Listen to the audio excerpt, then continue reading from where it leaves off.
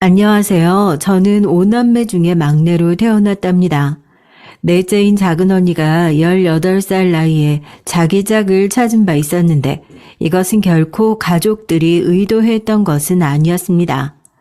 작은 언니는 웬 정체도 모를 논팽이와 눈이 맞아 야반도주를 했던 것이거든요.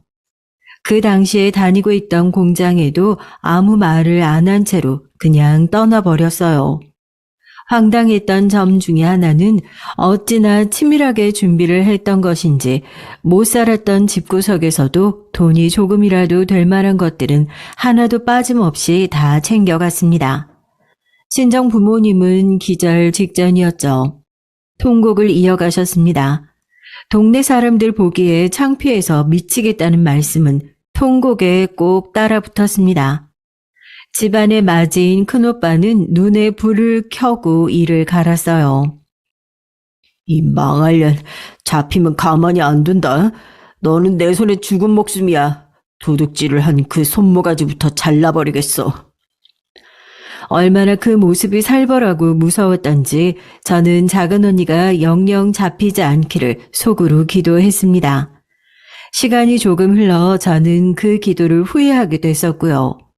왜냐하면 말이죠. 작은 언니가 버리고 간 행각 때문에 제가 피해를 받기 때문입니다.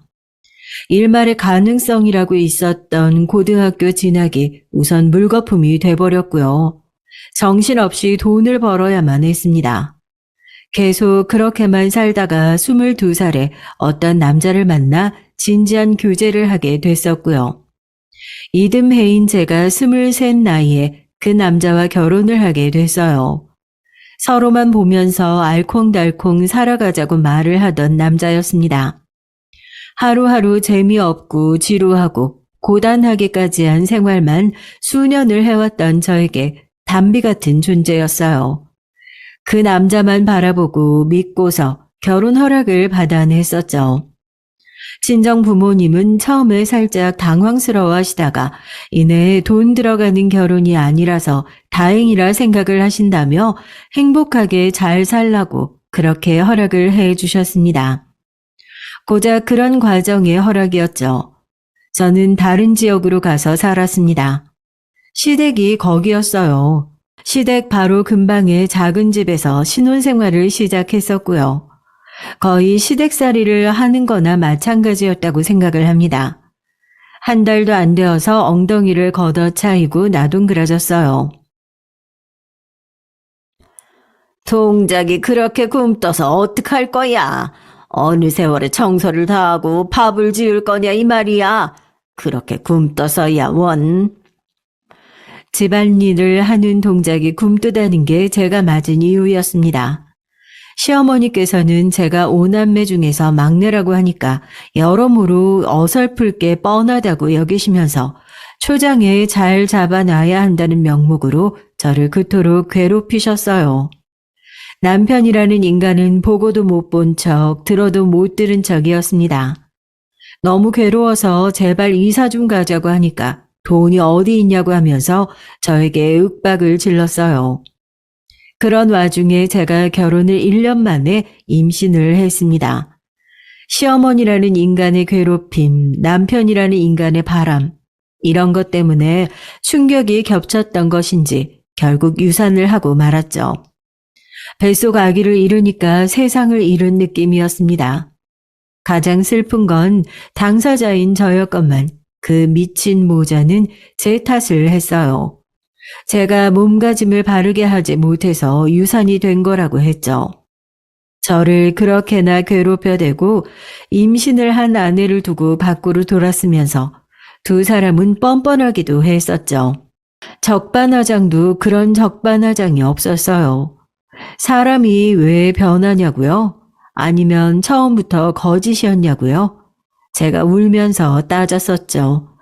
그랬더니 저를 보며 시끄러우니까 그만 징징거리라고 짜증을 내던 그 남자와 저는 더 이상 같이 못 살겠더라고요. 이렇게 살다가는 속이 터져 죽겠다 싶어서 끝내기로 했습니다. 갈라섰어요. 25 나이에 혼자 돌아온 저를 보며 친정 부모님은 동시에 땅이 꺼져라 한숨을 쉬셨습니다. 그 앞에서 저는 죄인이 되어 고개를 떨굴 수밖에 없었어요. 부끄러웠고 수치스럽다는 마음도 조금은 있었죠. 저 때문에 친정 부모님의 주변의 수군거림을 듣고 사실까봐 죄송스럽기도 했죠. 작은 언니의 야반도주 대사건 이후 친정 엄마의 건강은 많이 안 좋아진 상태였습니다. 친정 아버지도 기력이 없이 지내고 계셨고요. 결혼 실패를 겪고 친정으로 돌아온 제가 딱히 뭘 하면서 지내겠나요? 친정 부모님 잘 모시고 일 다니면서 돈 벌고 그러는 수밖에 없었죠. 그 생활이 이어지면서 저의 존재가 당신들의 일상에 큰 도움이 되는 것 같자 그제서야 친정 부모님은 저를 용서하시는 듯 보였습니다. 술, 담배가 계속 늘어가고 계셨던 친정 아버지가 먼저 세상을 뜨셨어요.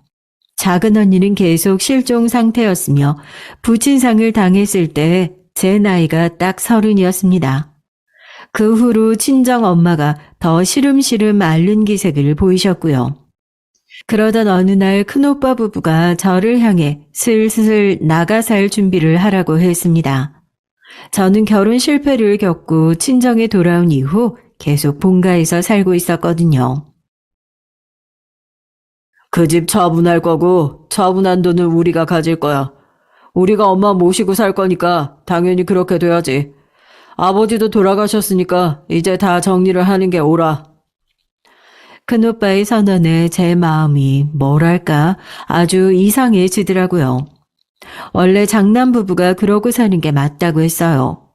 참고로 큰언니는 자기 시댁에 그때 워낙 묶여 사는 사람이었기 때문에 큰오빠의 주장에 반대를 하지 않았습니다. 작은 오빠 부부의 입장은 그 얼마 안 되는 재산은 탐이 나지만 큰오빠 부부와 싸워가면서까지 친정 엄마를 모시고 살 생각은 없다는 정도였어요. 저러다가 솔직히 100세까지 사실지도 모를 일이야. 장담이 없는데 어떻게 모시겠어. 형이 장남답게 책임 있게 나서는 게 맞지. 나는 괜히 안 끼어들래. 작은 오빠가 고개를 저으면서 그렇게 말을 했을 때 저는 조용히 동의를 표했습니다. 아니 사실 동의라기보다는 저에게 별다른 선택지가 없었다고 봐야겠죠. 제가 대꾸를 할 수 있는 입장이 그때는 아니었습니다. 그래서 혼자 나가서 살 작정을 하게 됐는데요. 그런 생각을 가지고 지내던 와중에 새로운 인연을 만났던 것입니다. 이제 보면 참 묘한 일이 아닐 수 없어요. 저는 당시에 말이죠. 제가 그냥 엄마 모시고 살 테니까 다들 그렇게 알고 신경 꺼라. 내가 남편이 있냐 자식이 있냐 아니면 하루 종일 일을 다니냐 그런 거 아니니까 내가 돌보면 될 일이고 나중에 돌아가시면 자연스레 내가 이 재산까지 알아서 정리하면 되는 거다. 이렇게 생각하고 있었던 게 본심입니다. 사실은 제 형제들을 향해 그렇게 외치고 싶었는데 그 본심을 차마 꺼내들지 못했어요. 만약에 그게 표출이 됐고 관철이 됐다면 제가 남편을 만나지 못했을 거라는 얘기입니다.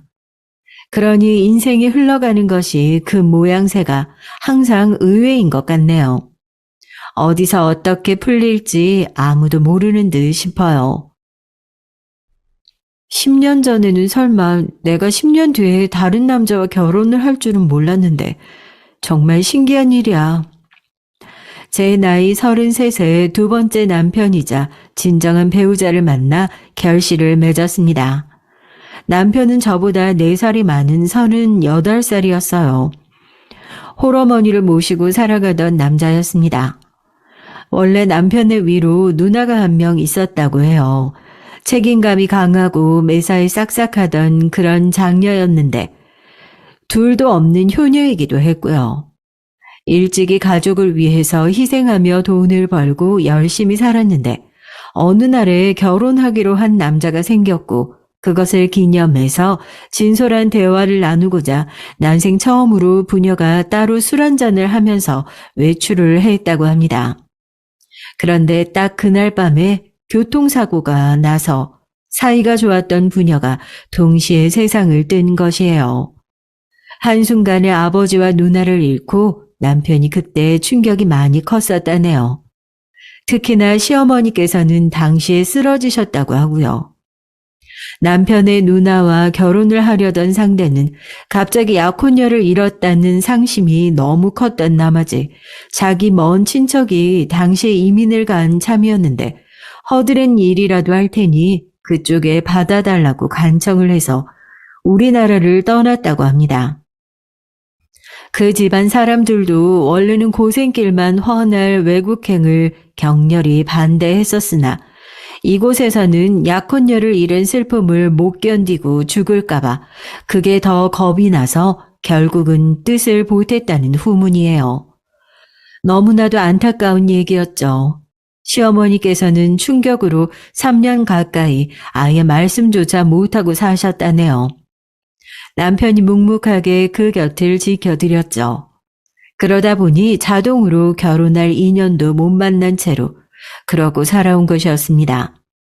딱 한 번 저를 만나기 2년 전쯤에 선을 본 적이 있긴 했다고 해요. 남편보다 67살이 어린 여자였다고 하는데 막상 그 여자 쪽에서는 적극적이었지만 시어머니께서 반대를 하셨다네요. 왜냐하면 그 여자가 남편을 좋아하고 사랑하고 이러는 마음이 전혀 안 보였고 사고로 가족 2명이 죽었으면 그때 혹시 돈 들어온 게 크게 없었냐는 걸 궁금해하는 그 태도에서 엄청 불쾌함을 느꼈다고 합니다. 그런 소리나 떠드는 여자는 절대 며느리로 들일 수 없다고 생각하셔서 딱 거절을 하셨죠.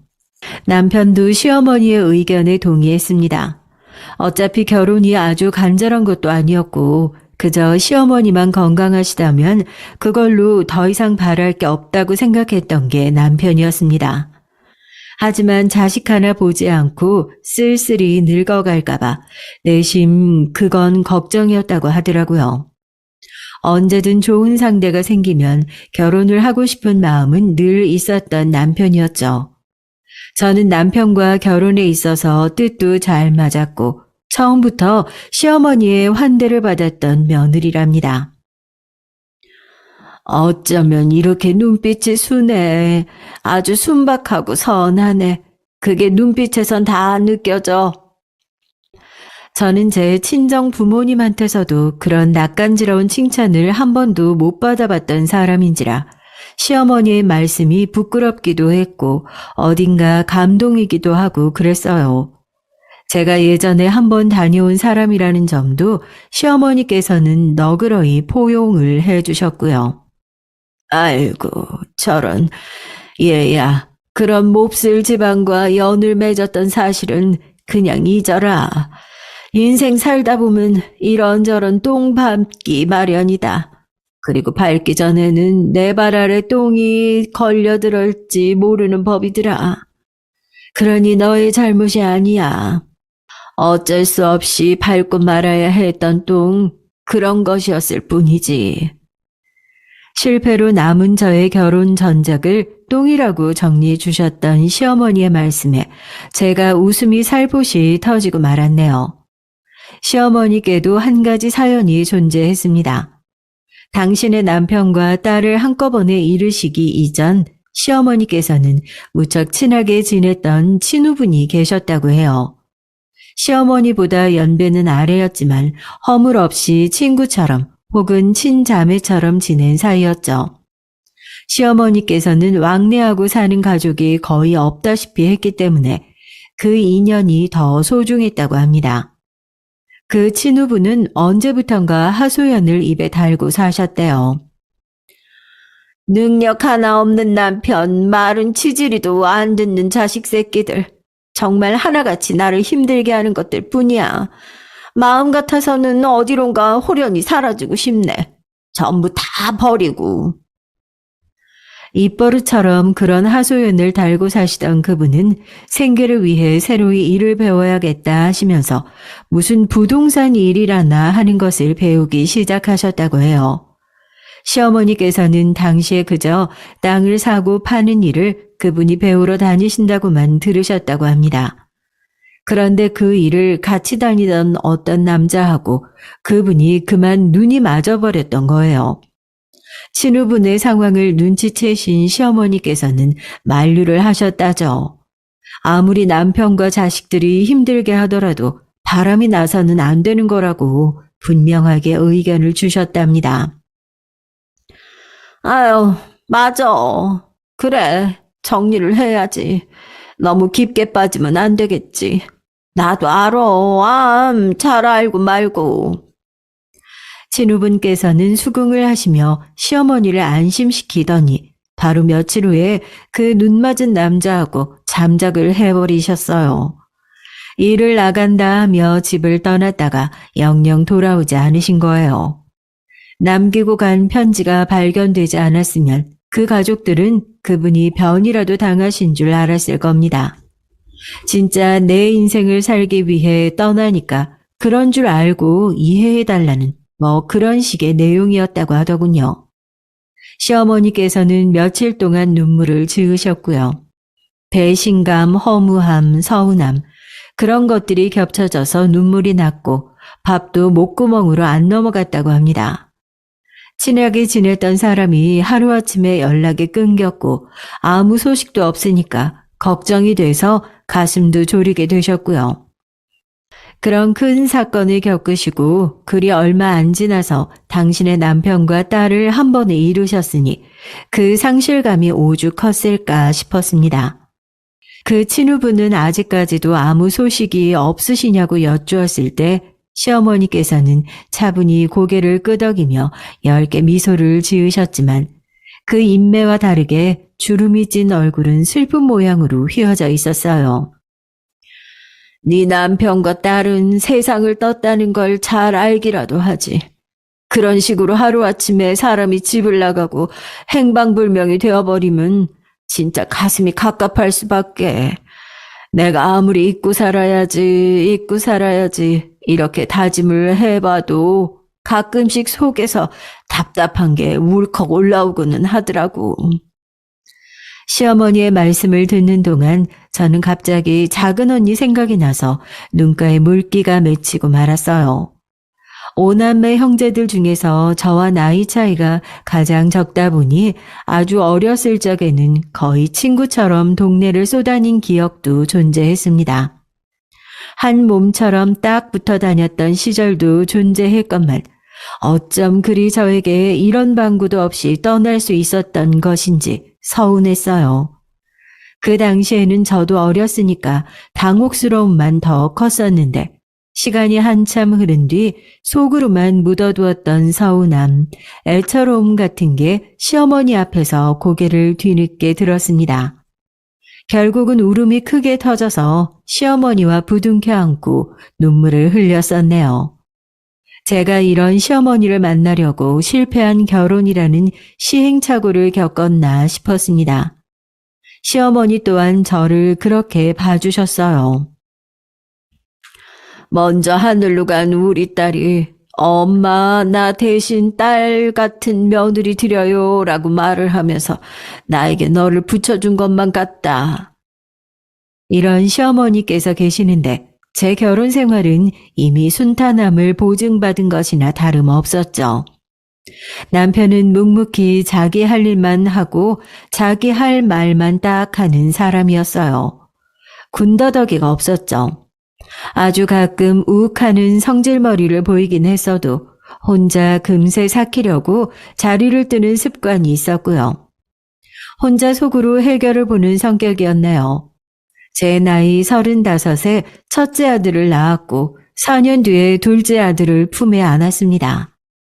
요즘은 40살에도 초산이 흔하다고 하지만 당시로서는 제가 출산이 좀 늦은 거였어요. 자식들 이름은 어쩌다 보니 2명 다 시어머니의 작품대로 결정 지었습니다. 건강이 썩 좋지 못하신 제 친정엄마의 안부를 항상 먼저 궁금해해 주시고 신경을 써주셨던 그런 세심함이 엿보이던 시어머니셨어요. 그런 분이셨는데 친정엄마보다 먼저 돌아가셨습니다. 장을 보러 나가셨다가 길에서 어지러움을 호소하셨다고요. 그대로 정신을 잃고 쓰러지신 뒤 며칠 후에 병원에서 돌아가셨죠. 어머님이 몸도 안 좋으신데 내가 왜 장을 보러 가시게 뒀을까? 너무 죄송해서 면목이 없어. 죄책감에 눈물을 짓던 제 옆에서 남편은 고개를 천천히 흔들었습니다. 아니야. 어머니가 워낙 힘에 부치더라도 직접 두 발로 어디든 다니시던 걸 좋아하셨잖아. 그리고 당신은 일을 나가 있었는데 어떻게 무슨 수로 어머니를 말릴 수 있었겠어. 잘못은 본질적으로 당신이 일을 다니게끔 만든 나한테 있는 거야. 그 당시 저는 생산 공장들이 모여있는 동네에 자리한 아담한 식당에 일을 다니고 있었어요. 그렇게 썩 힘든 일도 아니었고 저는 괜찮았거든요.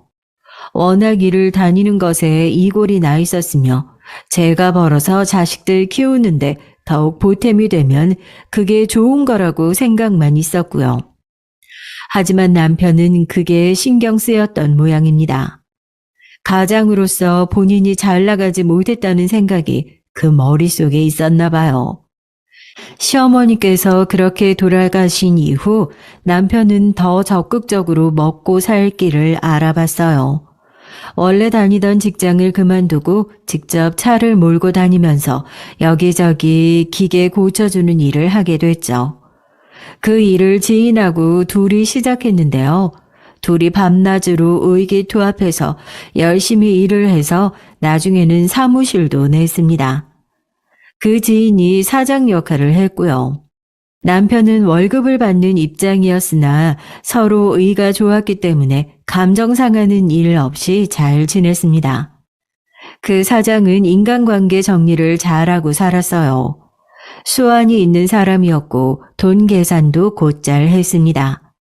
남편은 그런 게 좀 떨어졌던 사람이었고요. 어찌 보자면 유연한 사회성이 떨어졌기 때문에 그저 묵묵하게 주어진 일만 처리하는 것에 적격이었죠. 그런 두 사람이 각자의 특성을 잘 살린 것이었어요. 돈도 써본 사람이 쓸 줄 안다고 하죠. 고기도 먹어본 사람이 그 맛을 안다고 하고요.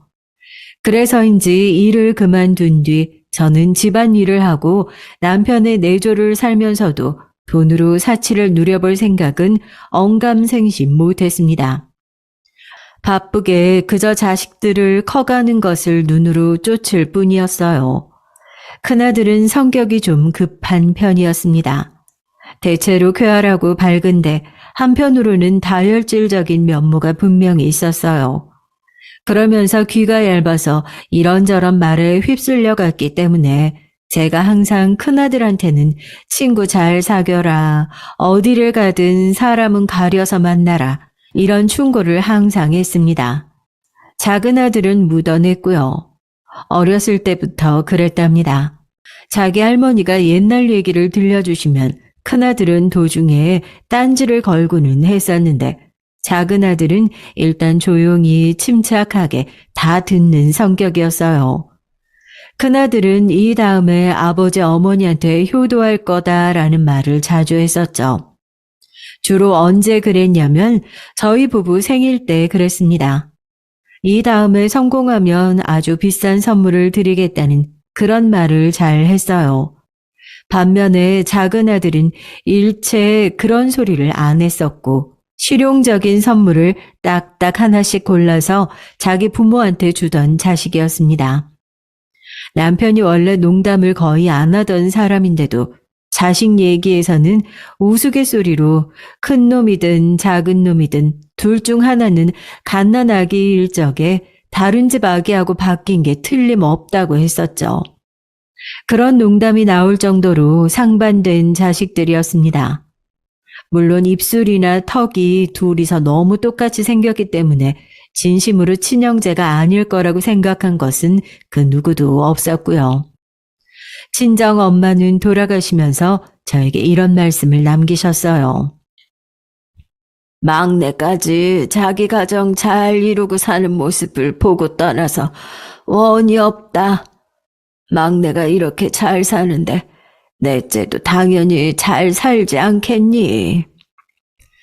돌아가시던 그 순간까지 작은 언니를 생각하고 계셨던 거예요. 친정엄마의 눈은 후회의 빛이었습니다. 시간을 돌릴 수만 있다면 아마 옛날 그때의 작은 언니를 붙잡고 차분하게 설득을 하셨겠죠. 친정 엄마의 장례식장에는 부모는 자식을 영원히 가슴에 묻는 법이라는 대화가 가장 많이 들려왔습니다. 그때까지만 해도 제가 그것을 절절하게 실감하게 되리라고는 상상도 못하고 있었죠.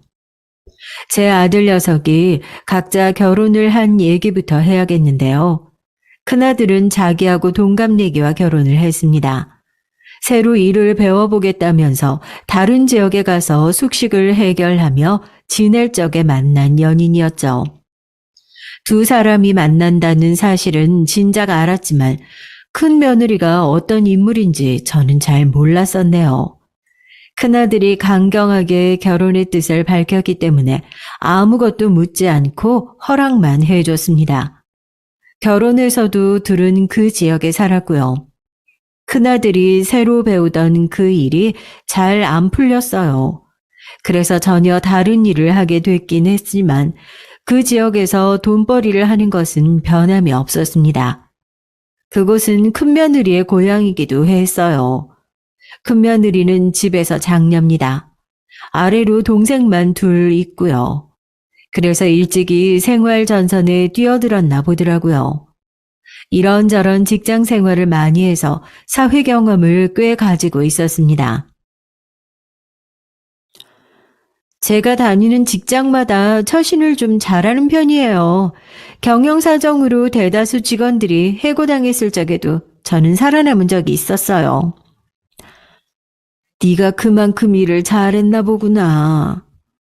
아니요, 일은 솔직히 그 당시에 아직 일머리가 없던 시절이라 잘 못했고요. 대신에 윗선에 항상 잘 보이며 지냈던 게 효과가 컸어요. 그런 것도 능력이지. 처신 잘하는 능력이 있었네. 다른 직장에서도 제가 그 능력을 좀 발휘한 적이 있었죠. 첫 출근을 해서 딱 보자마자 제 마음에 안 드는 사람이 있었어요. 저한테 시비조로 말을 하더라고요.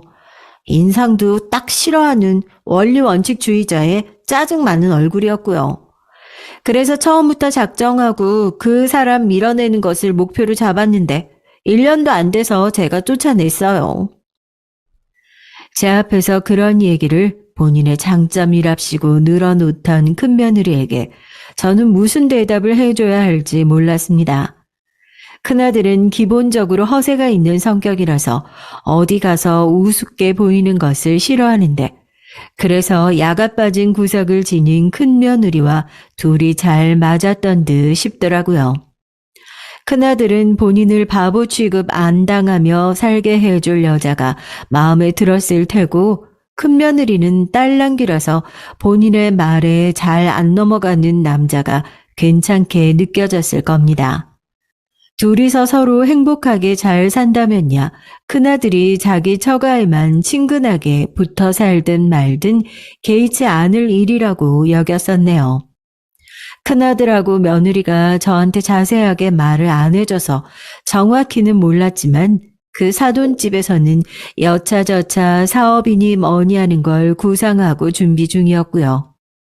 큰아들이 거기에 기웃거릴 참인 듯 싶었습니다. 사돈 집안은 가족들끼리 뭉쳐서 많이 뭘 해오던 모양이었어요. 반면에 작은 아들의 결혼 모습은 많이 달랐죠. 자기보다 연상하고 결혼을 했습니다.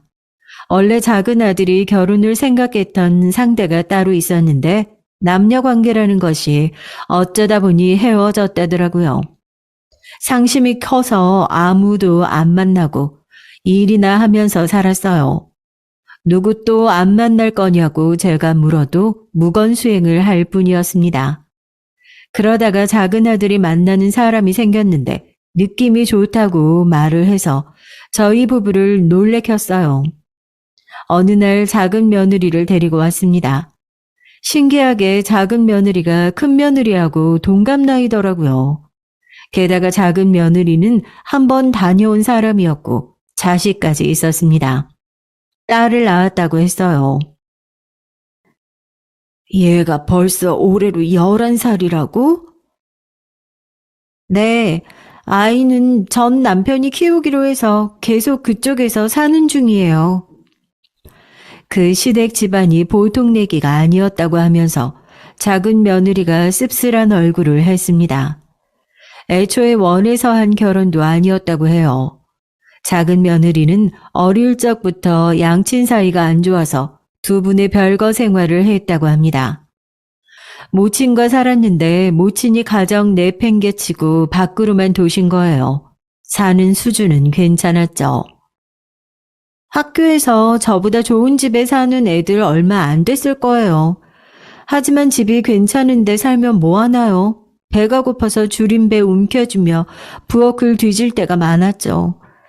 일찍 요리를 배울 수밖에 없었어요. 그때 제가 굶어서 죽든 어디 납치를 당하든 저희 엄마는 그걸 아마 눈치채지 못했을 거예요. 밖으로만 도셨으니까요. 부친이 능력이 괜찮아서 돈을 보내주셨는데 모친이 혼자 다 써버린 거였죠. 작은 며느리가 일찍 시집을 갔던 건 부친의 제의였다고 합니다.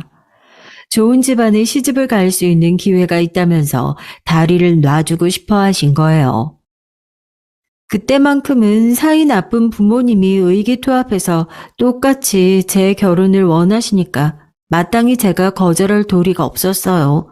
그래서 결혼을 해버렸죠. 작은 며느리는 꽤 잘 사는 집의 아들과 결혼을 했는데 성격이 안 맞았습니다. 참고 살다가 딸을 낳았는데 아들이 아니라 딸을 낳은 게 뭐냐는 핀잔이 그 시댁 집안에서 떨어지자 작은 며느리가 폭발을 했던 겁니다. 이렇게는 도저히 더 못 산다고 외치며 시댁의 양주 진열장을 깨버렸대요. 그 길로 이혼의 시작이었죠. 예상 밖으로 그 집안에서는 애를 못 준다고 버텼습니다. 작은 며느리가 지고 들어가는 수밖에 없었어요. 왜냐하면 양친의 설득이 있었기 때문이죠. 애를 두고 와야 새 출발하기에 유리하다고 하면서 자꾸만 설득이 이어지자 며느리가 별수 없이 수긍을 해버렸답니다. 하지만 자기 친딸을 두고 왔는데 어떻게 후련할 수가 있었을까요? 금세 후회가 됐고 전 남편이 2년 후에 재혼을 하자 계모인 그 여자가 딸에게 못 살게 굴까봐 그게 신경이 쓰여서 작은 며느리는 일상생활조차 힘들었다고 해요. 그리고 점차 원망의 화살이 양친을 향했죠. 일에 미쳐서 책임감이 없이 가정을 내팽개치셨던 아빠. 마찬가지로 자식보다 늘 스스로가 우선이셨던 엄마. 전부 다 원망스러워. 내가 멀쩡한 부모만 만났어도 지금 이러고 살진 않을 텐데. 작은 며느리는 서서히 악에 받쳐갔고 아예 양친을 안 보고 살겠다며 선언을 해버렸어요. 그 후에 양친은 결국 정식 이혼을 하셨다고 그러더라고요. 작은 며느리는 철저히 세상과 고립되어 살다가 어느덧 자기 친딸이 초등학교에 입학할 때가 돼서 만나봤는데 무척 밝게 잘 지내는 모습에 내심 놀랐던 겁니다.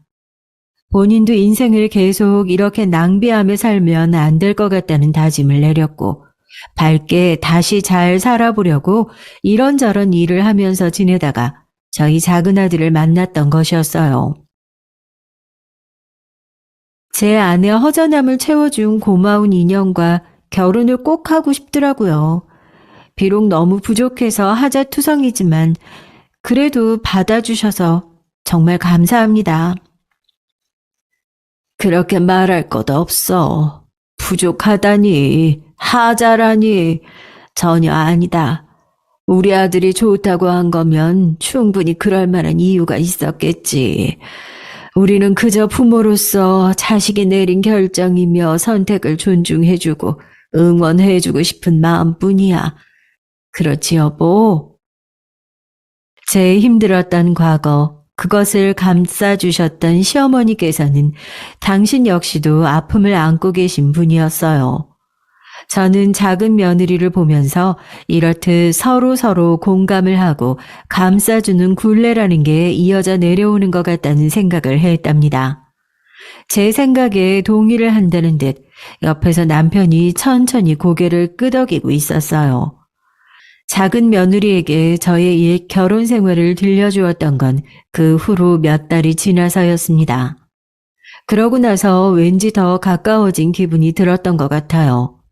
둘 다 똑같이 결혼 실패의 아픔이 있었으니 아무래도 공감대가 형성됐죠.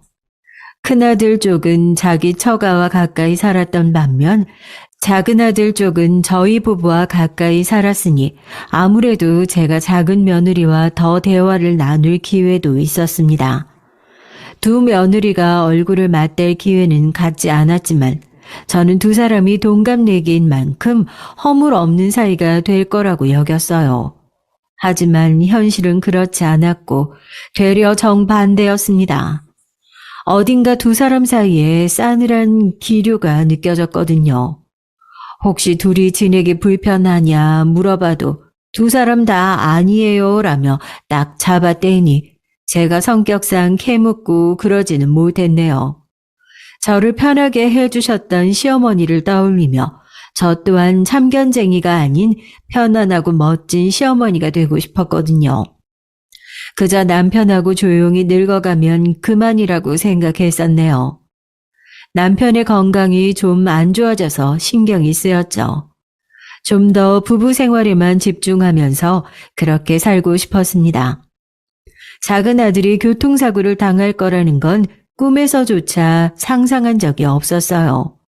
처음에는 별로 크게 안 다친 줄 알았거든요. 하지만 수술을 받고 나온 이후부터 작은 아들의 상태가 너무 안 좋아졌고 그때부터 눈물이 쏟아졌습니다. 그제야 무서웠죠. 작은 아들은 2달을 꼬박 병원에서 힘겹게 버티다가 숨을 거두었습니다. 그때의 심정을 어떻게 설명할 수도 없네요. 친정 엄마의 장례식장에서 들었던 말들, 그걸 비로소 제가 이해할 수 있었습니다. 정말로 부모는 자식을 가슴에 영원히 묻는 법이었습니다. 가슴이 찢어지는 그 고통을 몸이 안 좋았던 남편이 감당할 수 없었나 보더라고요. 작은 아들의 숨이 끊어졌던 그날로부터 반년 뒤 남편도 자식의 뒤를 따라 떠났습니다.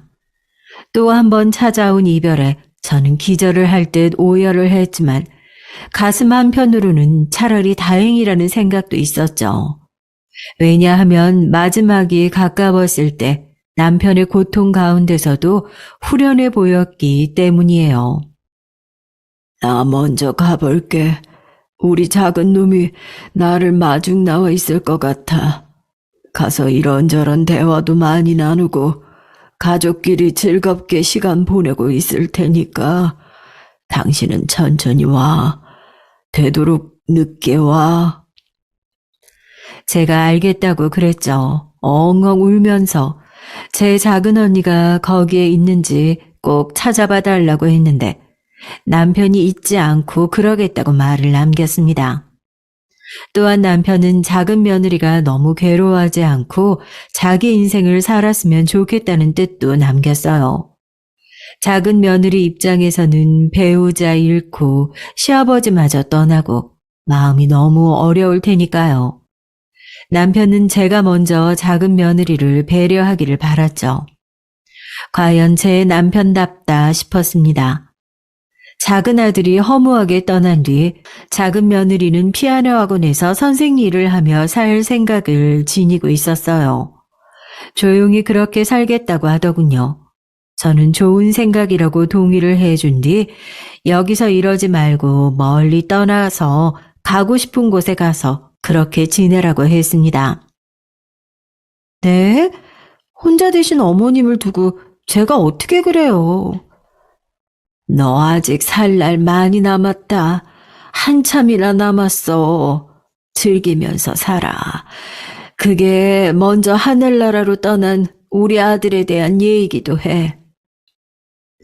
제가 후련하게 말을 하자 작은 며느리가 울음을 터뜨렸습니다. 교통사고가 났다는 전화를 받았을 때 저는 나는 행복할 자격이 없는 사람이구나 이 생각부터 했어요. 저 때문에 저 같은 사람을 만나서 불쌍한 사람이 억울하게 사고를 당해 세상을 떠난 거라는 생각도 했었죠. 더 이상 살기 싫었어요.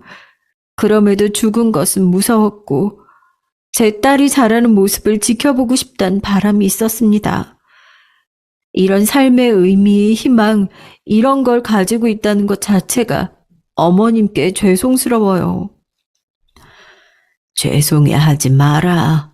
그럴 것 하나 없다. 너는 언제나 좋은 며느리였어. 그렇게 말씀해 주셔서 감사합니다. 제가 결코 좋은 며느리가 아니었던 것 같아서 어떻게 말씀을 드려야 할지 모르겠어요. 제가 사실 형님하고도 사이가 안 좋았어요. 다 알고 계셨죠?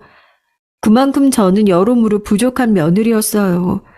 어머님께 죄송하고 감사한 일만 많았습니다. 엉엉 우는 작은 며느리를 토닥여줬고 앞으로 종종 연락하고 지내자는 말로 작별의 인사를 나누었습니다. 남편이 떠나기 직전 큰아들 부부가 이쪽으로 거처를 옮기겠다고 말을 꺼냈었어요. 저랑 가까이 살겠다고 했었죠. 집을 매매하기에는 너무 무리라서 전세를 받는데 여의치 않아서 월세도 보고 있다는 말을 했었고 제가 머뭇거리다가 먼저 제안을 했습니다. 너희들이 여기 집으로 들어와서 살면 좀 그렇지.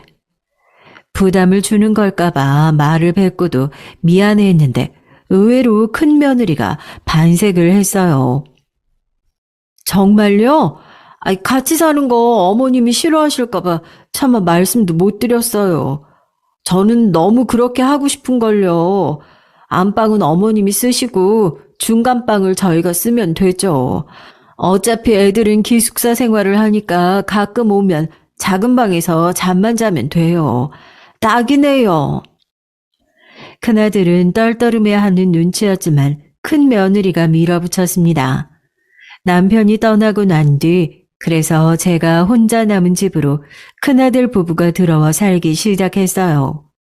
한 집에 살게 됐으니 저는 큰며느리 집안의 사업이라는 게 당초에 어떻게 되는 건가 궁금증을 품었습니다. 어떻게 되고 있냐고 물었더니 요새 미적지근하다면서 큰며느리를 툴툴거릴 뿐이었습니다. 어떤 내용의 사업이냐고 물었을 때는 큰며느리가 코웃음을 쳤죠. 어머니께 말씀을 드리면 그게 뭔지 알긴 아시고요. 그 말에 제가 놀라서 심장이 두근거렸네요. 큰며느리가 워낙 대수롭지 않다는 표정을 짓고 있어서 저도 그러려니 넘기고 말았지만요. 큰아들은 역시나 자기 처가에서 하는 사업에 이런저런 발을 걸쳐서 일을 하는 게 맞았습니다. 너희 수중에 돈은 좀 있니? 넉넉하지 못해요. 걱정이 돼서 물었더니 큰아들은 한숨을 내쉬었죠. 돈 얘기를 저에게 먼저 꺼내는 건 큰며느리 쪽이었습니다.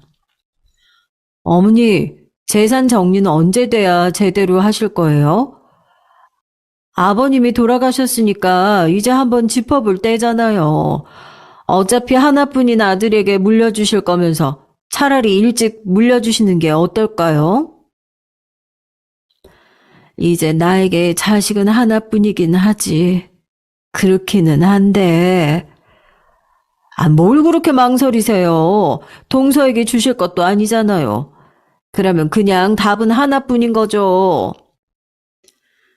말이 나와서 그러는데 너희 동서지간에 나이도 같으면서 왜 그렇게 안 친했니?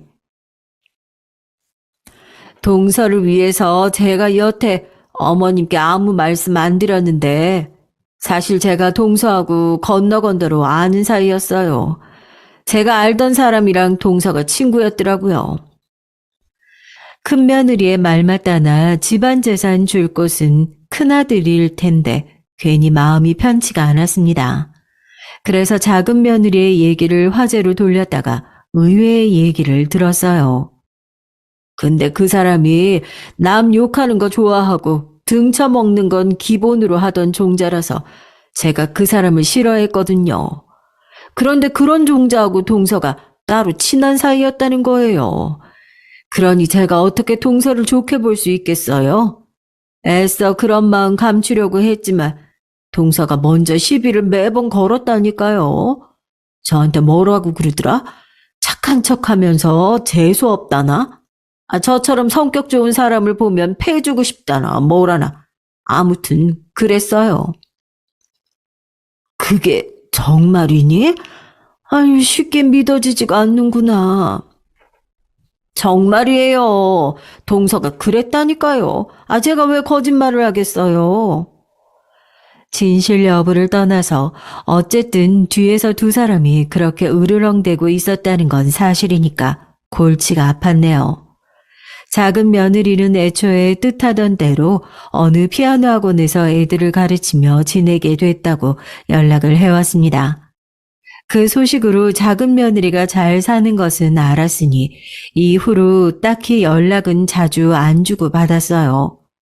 며느리들끼리 사이가 안 좋은데 제가 한쪽과 같이 사는 상황이었으니 자연스레 그렇게 됐습니다. 같이 지내면서 제가 큰 며느리와 확실히 가까워지기도 했고요. 성격이 좀 거침없기는 해도 기본적으로 저한테 잘하려고 애를 쓰는 게 보였습니다. 큰아들 놈은 자기 자랑이나 할 때면 목소리가 컸는데 그렇지 않을 때는 별로 할 말이 없는지 머쓱하게나 굴고 그랬거든요. 제가 큰며느리에게 의지를 많이 했었죠. 그랬다 보니까 리모델링을 하자는 제의를 큰며느리가 꺼냈을 때 흔쾌히 수락을 했던 겁니다. 남편이 살아있을 적에도 리모델링 얘기는 논의가 됐었어요. 이제서야 뒤늦게 한다는 기분이었죠. 3주가 걸린다고 했습니다. 시끄럽고 가루 날리고 유해물질 나와서 어머니한테 너무 해로워요. 절대 이 집에 계시면 안 되니까 3주 동안 어디 좀 가 계세요. 아휴, 그럼 내가 어디로 가 있으면 좋을까? 네? 그건 어머님이 알아서 하셔야죠. 일주일 정도는 저희가 호텔 끊어드릴 수 있는데 남은 기간은 알아서 하셔야 돼요. 큰아들 부부가 리모델링 비용을 다 부담하기로 했는데 저라는 존재가 일정이 차질이 되면 안 되겠다 싶어서 3주간 알아서 나가 살겠다고 해버렸습니다. 언감생심 호텔은 꿈도 안 꿨고요. 큰오빠네 가서 처음 며칠을 지냈어요. 그런데 거기서 지내는 게 왜 그렇게 마음이 안 편하던지 큰오빠가 자꾸만 장남의 도리라니 책임감이니 얘기를 끊임없이 해대서 머리가 아팠고 마음도 불편했습니다. 참고로 큰아들 부부는 리모델링 과정을 눈앞에서 봐두어야 하자가 안 나오는 거라며 그 집에서 버티고 있었습니다. 먼지 날리느라 개판이니까 저한테는 절대로 오지 말라고 했고요. 큰오빠네 집을 나온 저는 큰언니네로 가서 다시 며칠을 지내다가 그 나이 먹고도 시댁 욕을 하며 악에 바친 큰언니 하소연을 듣다가 귀에 피가 나올 것 같아서 짐을 챙겼어요. 짐가방을 들고 원래 3주 일정보다 하루 일찍 집에 도착을 했는데요. 웬 처음 보는 사람이 집에서 나오는 겁니다. 아이고, 리모델링 하시는 분이신가 봐요. 예? 무슨 말씀이시죠? 저 여기 새로 이사 온 사람인데요. 그 사람의 대답에 제가 뒤로 자빠질 뻔했습니다. 그 집이 팔렸다고 하더라고요. 리모델링을 하려면 서류가 있어야 한다고 해서 제가 큰며느리가 내미는 것마다 도장을 찍고 뭘 하고 또 뭘 하고 그랬었죠. 저는 그게 설마 매매를 한다는 뜻일 줄은 몰랐습니다. 눈앞이 깜깜해졌죠. 큰며느리 친정집 그 주소를 제가 몰랐어요. 당장 찾아갈 수는 없으니 전화를 걸었고 큰 며느리가 안 받더라고요. 큰아들한테 하니까 똑같이 안 받다가 3번 만에 받았습니다. 근데 목소리가 큰 며느리였어요. 애들 아빠는 어리버리해서 제가 직접 어머님 상대하려고 대신 전화 받았어요. 어머님, 무슨 말씀 하시려는 건지 알아요. 미리 대답 드릴게요. 그거 저희 친정 사업 자금으로 좀 쓰겠습니다. 뭐야? 아, 너희 정말 미친 거 아니니? 아니, 이 금수만도 못한 것들아. 생활비 정도는 챙겨 나가셨죠? 그런 걸로 아는데 남은 생은 그걸로 단칸방 구해서 버티시든지 그렇게 하세요. 폐지 좀 주우시고 어머님 재산은 저희가 유용하게 잘 쓸 테니까 걱정 마세요. 끊을게요. 큰며느리의 조롱 가득한 음성에 저는 머리가 깨질 듯이 아파왔고 통화가 끊긴 전화기만 멍하니 쳐다보고 있었는데 그때 피아노 소리가 귀에 들려왔습니다. 주변의 피아노 학원에서 창문을 열어놓은 탓이었죠. 저는 작은 며느리의 생각이 났고 저에게 주소를 불러줬던 게 생각이 났어요. 택시를 타고 주소를 더듬더듬 뱉은 뒤 어렵사리 그곳으로 찾아갔습니다. 가는 동안 제 인생 이게 뭔가 싶어서 허무함에 울음도 안 나왔네요. 피아노 학원 앞에 도착했는데 놀랍게도 마침 작은 며느리가 건물 안으로 들어가던 참이었고 저와 눈이 마주쳤습니다. 뭐라, 어머님, 세상에 진짜 어머님이시네요? 여기는 어쩐 일이세요? 환하게 웃는 얼굴에 마음이 놓여서 저도 모르게 다리에 힘이 풀렸어요. 땅바닥에 털썩 주저앉으니까 놀라서 다가온 작은 며느리가 제 짐가방부터 이상한 눈길로 바라봤죠. 저는 입술을 달달 떨면서 되도록 간결하게 제가 당한 일을 설명하느라 애를 썼습니다. 큰 며느리의 주도로 제가 장남 부부에게서 뒤통수를 맞은 것을 안 작은 며느리의 눈에서 불꽃이 튀었어요. 그 미친년이, 저는 그년이 처음부터 싫었어요. 제 친구 중 하나가 그년하고 우연치 않게 같은 직장을 다닌 적이 있었거든요. 얼마나 불려시처럼 행동을 하고 이간질을 일삼고 거짓말을 늘어놓는지 그 친구가 무척 힘들어 있을 때 제가 위로해 준 게 생생한데 세상에 그년을 제 형님으로 만났던 거예요.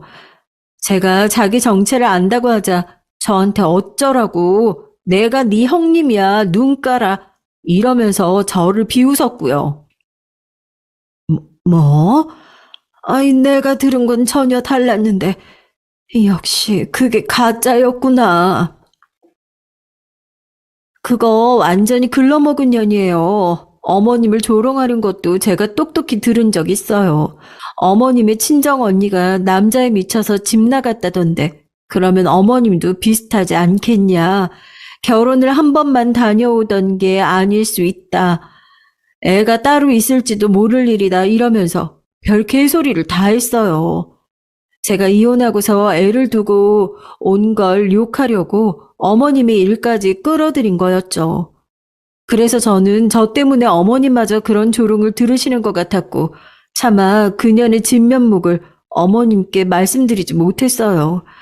설마 이런 지경으로 대형 사고를 칠 줄을 몰랐고요. 그 못된 년이 결국은 더러운 인성을 못 숨기고 난리를 쳐놨네요. 어머님, 걱정 마세요. 저도 법이니 뭐니 그런 거 잘 몰라요. 하지만 잘 아는 사람이라면 알고 있어요. 기억하실지 모르겠네요. 저희 아빠가 검사 출신이잖아요. 아, 맞아. 그렇다고 했었지. 하지만 연을 끊고 살았잖니. 그랬었는데 작년부터 연락하면서 지낸 중이에요.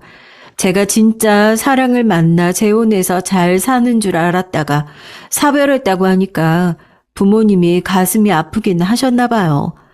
이제 와서 말이죠. 부모 노릇을 하게 해달라고 두 분 다 저한테 연락이 와서 자꾸 그러시길래 못 이긴 척 연락은 주고받으며 지내고 있어요. 그런데 드디어 부모 덕 좀 봐야겠네요. 엄마도 만만치 않은 분이세요. 하도 밖으로 도시며 즐기며 지내신 덕에 무지막지한 마당발이시거든요. 자식과 등가 교환을 한 인연들이죠. 그 장난 아닌 인맥 엄마가 발휘하시도록 제가 그렇게 해볼게요. 제가 엿먹이고 싶은 사람이 있다고 하면 분명히 두 분 다 모든 능력을 끌어올려 처리해 주실 겁니다. 어머님, 저만 믿으세요. 순간 내려앉은 햇빛, 그 노을에 비친 것은 작은 며느리의 왼손 네 번째 손가락에 걸린 반지였습니다. 작은 아들이 디자인을 고른 것이라고 했었던 결혼 반지였죠. 눈물이 핑 돌아서 대답도 제대로 못한 채 작은 며느리의 품에 안겨서 감정을 추슬러야 했네요. 작은 며느리의 집에서 지내는 동안 저는 아무 생각도 안 하고 그저 편히 있으려고 했습니다. 그걸 작은 며느리가 원했거든요. 작은 아들의 모습이 담긴 사진첩도 몇 번이고 넘겨보고 피아노 학원에 가서 구석구석 청소도 하고 그렇게 제가 지내는 동안 큰며느리는 몰락을 겪고 있었습니다. 애초에 뒤가 아주 구린 사업을 하고 있었더라고요. 중국산 제품을 대량으로 들여와 그럴싸하게 몇 부분을 만지고 고친 뒤 그걸 국내 생산 제품인 것처럼 속이는 일을 하고 있었어요. 우리나라에 생산 공장이 있는 것처럼 가짜 유령 회사도 만들었고요. 허위였고 조작이었습니다. 그게 다 들통나고 신고당하고 거기다가 5만 곳의 소문이 다 나서 큰며느리의 집안 사람들이 이제 그쪽으로는 발을 못 붙이게 됐어요. 전직 검사를 비롯한 엄청난 사람들이 자꾸만 압박을 가해오는 것에 마음이 약해진 큰아들은 집 매매가 잘못된 것이었다며 시인을 했고 그 돈을 다시 토해냈습니다. 집을 멋대로 처분하면서 챙겨갔던 제 통장이며 금반지 같은 것들도 돌려줬고요. 그 과정에서 큰며느리와 둘이 죽일 듯이 싸운 모양이더라고요. 봉합이 안 돼서 이혼 소송으로 넘어갔습니다. 그 나쁜 년의 실체를 진작 까발리지 못한 게 아쉬웠기 때문에 이번 기회로 그 아쉬움을 다 풀었어요. 작은 며느리는 아주 작정을 하고서 큰며느리의 모든 인맥이라는 인맥을 다 건드렸다고 했습니다.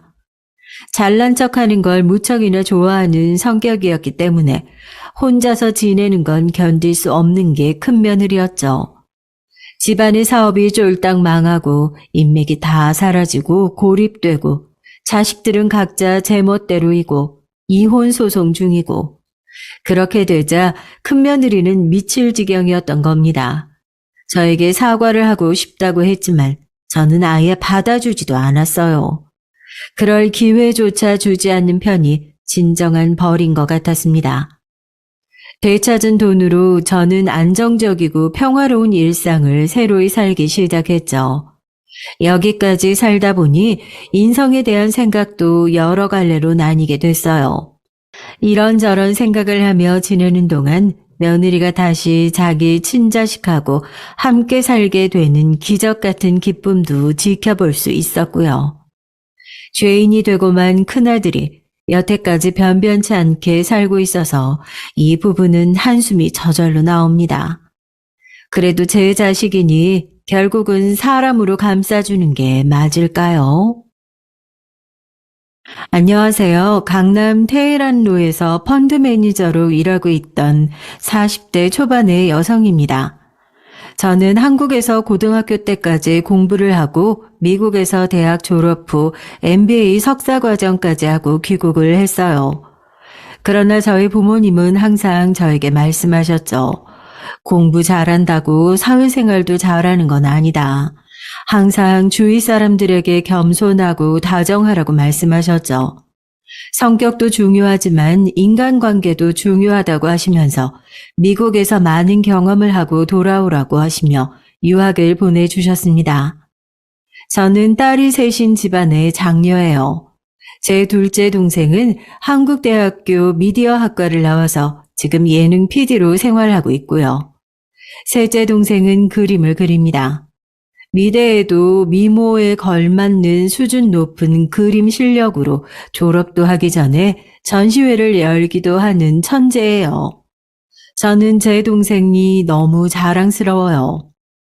그런 딸 셋에 복닥거리는 집안에서 자라났지만 저희 부모님은 우리들 딸 셋을 모두 하고 싶은 것을 하게끔 경제적 지원을 아끼지 않으셨습니다. 아버지는 중소기업을 다니시다 퇴직하시고 작은 공장을 인수하셔서 크게 키우시는 등 사업적 수완이 좋으신 분이었어요. 그 덕에 저희들은 이제까지 돈 걱정하지 않고 마음껏 하고 싶은 일들을 하고 살았습니다. 그런 점은 저의 부모님께 아직도 감사하는 마음이 큽니다. 저는 원래 비혼주의자였어요. 제 부모님 역시 딸들이 꼭 결혼을 해야 한다는 생각을 가지신 분들이 아니어서 또래들보다는 결혼을 조금 늦게 한 편이에요. 제 친구들 중에는 벌써 아이가 고3인 경우도 있으니까요. 그런데 저는 39살에 결혼해서 아직 아이가 없습니다. 결혼도 저에겐 필수가 아니었고 더더욱 아이는 낳고 싶은 생각이 없었어요. 저희 시댁에서는 왜 아이 안 갖느냐고 난리시지만 이렇게 된 바에야 애가 없었던 게 오히려 신의 한 수가 아니었나 생각이 듭니다. 저에게 어떤 일이 일어났는지 이쯤 되면 궁금해지실 텐데요. 오늘은 시어머니가 제게 하신 기막힌 행동에 대해서 얘기를 해보려고 합니다. 저희 시어머니는 자존심이 아주 강하신 분이었어요. 그래서 상견례를 할 때 저보다 3살 아래의 제 남편이 꿀리지 않도록 명품 양복을 맞춰 사주신 분이었습니다. 사실 시댁은 저희 친정보다 잘 살지 못해요. 시아버님은 일찍 명예퇴직하신 공무원이셨고 어머니는 반찬 가게에서 일을 하시는 분이었습니다. 그렇지만 하나밖에 없는 아들에게는 돈도 시간도 아끼지 않으시는 분들이었죠. 제 남편은 제 눈으로 보기엔 한심한 사람입니다. 맨날 무슨 일이 있으면 쪼르르 어머니에게 달려가 이르는 마마보이에다가 경제적인 능력도 별 볼 일 없는 사람이죠. 하지만 남편은 겉으로 보기에는 매우 번지르르한 데다 누구에게나 거짓말로 자신을 포장하는 그런 사람이었기 때문에 저희 어머니는 본인 아들이 대기업 S전자에 다니는 줄 알아요. 사실은 남편은 대기업의 하청회사에서 영업직 과장으로 일하고 있었습니다. 저와 그 사람은 결혼정보회사를 통해서 만나게 됐어요. 결혼에 관심도 없던 제가 어떻게 결혼정보회사에 등록을 했는지 청취자분들은 의아하시지 않으신가요? 제 고등학교 동창이 그 결혼정보회사에서 일하고 있었거든요. 어느 날 동창회를 나갔는데 술집에 그만 그 친구가 등록하라고 성화를 해서 얼떨결에 등록을 하게 됐습니다. 그 친구는 저를 위해서 좋은 사람을 많이 소개해줬지만 저는 항상 한 번만 만나고 애프터는 거절을 해왔습니다. 미화야, 너 왜 그런 좋은 조건 남자들을 차버리는 거야? 물론 네 조건도 좋긴 하지만 그 사람들 너와 비슷하거나 더 연봉이 높은 사람들이야. 아깝게 왜 그러니? 적어도 한두 번은 더 만나주지 그러니. 아니야, 난 됐어. 결혼할 생각도 없는 사람이 그 사람들한테 희망 고문 주는 거나 뭐가 달라? 난 그러고 싶지 않아. 그 남자들한테 예의도 아닌 것 같고. 앞으로는 나 소개시키지 말아줘. 올해까지만 등록시켜 놓고 빼버려도 돼. 그럼 S전자 다니는 이 사람 한 번만 더 만나봐. 그 사람도 마음에 안 들면 나도 너 포기한다. 그럼 됐지? 친구가 내민 프로필 사진을 보니 귀엽고 잘생긴 게 딱 마음에 들더라고요. 그렇게 돼서 지금의 남편과 만나게 된 거였습니다. 지금 생각하면 그 사람은 처음부터 회사도 S전자라고 속였었네요. 처음 남편과 만난 호텔 커피숍에서 그 사람의 첫인상은 정말 괜찮은 청년의 느낌이 확 났어요. 이제껏 만났던 남자들과는 옷 입는 것부터 좀 달랐죠. 다른 사람들은 다 아주 비싼 정장을 쫙 빼입고 왔었는데 이 사람은 처음 만난 날에 캐주얼한 니트에 청바지를 입고 왔더라고요. 결혼을 전제로 한 선을 보러 나온 게 아니라 편한 친구 만나러 가는 사람 같았어요. 그런 점이 솔직히 제 이목을 끌었습니다. 그날은 저도 수수한 흰 원피스로 골라 입고 아주 옅은 화장만 하고 나갔어요. 더 이상 남자에게 예쁘게 보일 생각도 없었고 결혼 못해서 안달난 골드미스 정도로 보이고 싶지는 않았거든요. 그런데 그날 만난 사람이 제 취향일 줄을 몰랐습니다. 물론 얼굴만이기는 하지만요. 마마보이를 어떤 여자가 좋아하겠어요. 그렇지만 그때는 남편이 마마보이인 줄은 꿈에도 몰랐습니다. 선을 본 날 우리는 완전히 서로 얘기도 잘 통하고 취향도 비슷해서 이태원의 펍에서 술도 마시고 심야 영화도 보러 갔습니다. 둘 다 공식적인 자리나 정장 차림 안 좋아하고 자유로운 영혼이라는 점이 딱 맞아 떨어졌죠. 그런데 한 3개월 정도 데이트를 하고 난 후 저는 결혼을 해야 할 거면 이 사람이랑 하고 싶다고 할 정도로 마음이 바뀌었어요. 서로가 호감을 갖고 있다는 걸 확인하자 더 망설일 이유가 없었습니다. 나 자기한테 우리 부모님 소개시켜 드릴까 하는데 당신 생각은 어때? 그래, 좋아. 나도 요즘 만나고 있는 여자 있는데 마음에 든다고 우리 엄마한테 자기 얘기 미리 해놨어.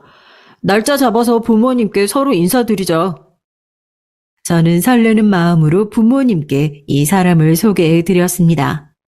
저희 부모님은 남편을 꽤 마음에 들어 하셨어요. 그때도 남편은 자기가 S전자 다닌다고 거짓말을 했습니다. 우리 부모님이 남편의 연봉이나 회사 이름으로 그 사람을 마음에 들어 하실 분은 아니지만 그래도 남편은 그게 끝까지 자기 자존심을 지키는 길이었다고 나중에 털어놓더군요. 안녕하세요. 미화 씨의 부모님께 인사를 하게 돼서 너무 반갑습니다. 저는 권준성이라고 합니다. 미화 씨에게 첫눈에 반했어요. 그래서 오늘 미화 씨랑 결혼 허락 받으려고 이렇게 찾아뵀습니다. 그래, 자네는 우리 딸 어디 가져와서 결혼을 하려고 하는 건가? 자네보다 3살이나 많은데 그래도 괜찮겠어? 당신은 무슨 말을 그렇게 해요? 우리 미화 어디가 어때서요? 요즘 연상 여인이 유행이라잖아요. 그리고 우리 미화처럼 능력 있는 여자가 어디 흔해요? 맞습니다, 장모님. 우리 미화 씨 예쁘고 능력 있고 정말 1등 신부감이죠. 전 정말 운이 좋은 남자인 것 같아요. 엄마, 아빠, 저 이 사람이랑 결혼할게요. 저 사실 평생 비혼주의 고수할 줄 알았는데 그래도 이 사람은 같이 살아도 재밌을 것 같아요. 자기의 비혼주의를 깨뜨릴 사람이 나인 거야? 이거 정말 당신이랑 결혼 생활이 기대가 되네. 이렇게 말하면서 해맑게 웃는 남편의 모습이 눈에 선하네요. 얼굴만은 정말 제 취향이었는데 말이죠. 저의 시댁에서도 제 친정은 엄청난 부자라고 알고 계셨고 남편이 도대체 저에 대해 어떻게 말을 했는지 모르겠지만 펀드 매니저라고 하니 돈을 엄청 잘 버는 걸로 알고 계시더라고요. 그런 면에서 제가 시부모님께 좀 점수를 따기는 했습니다.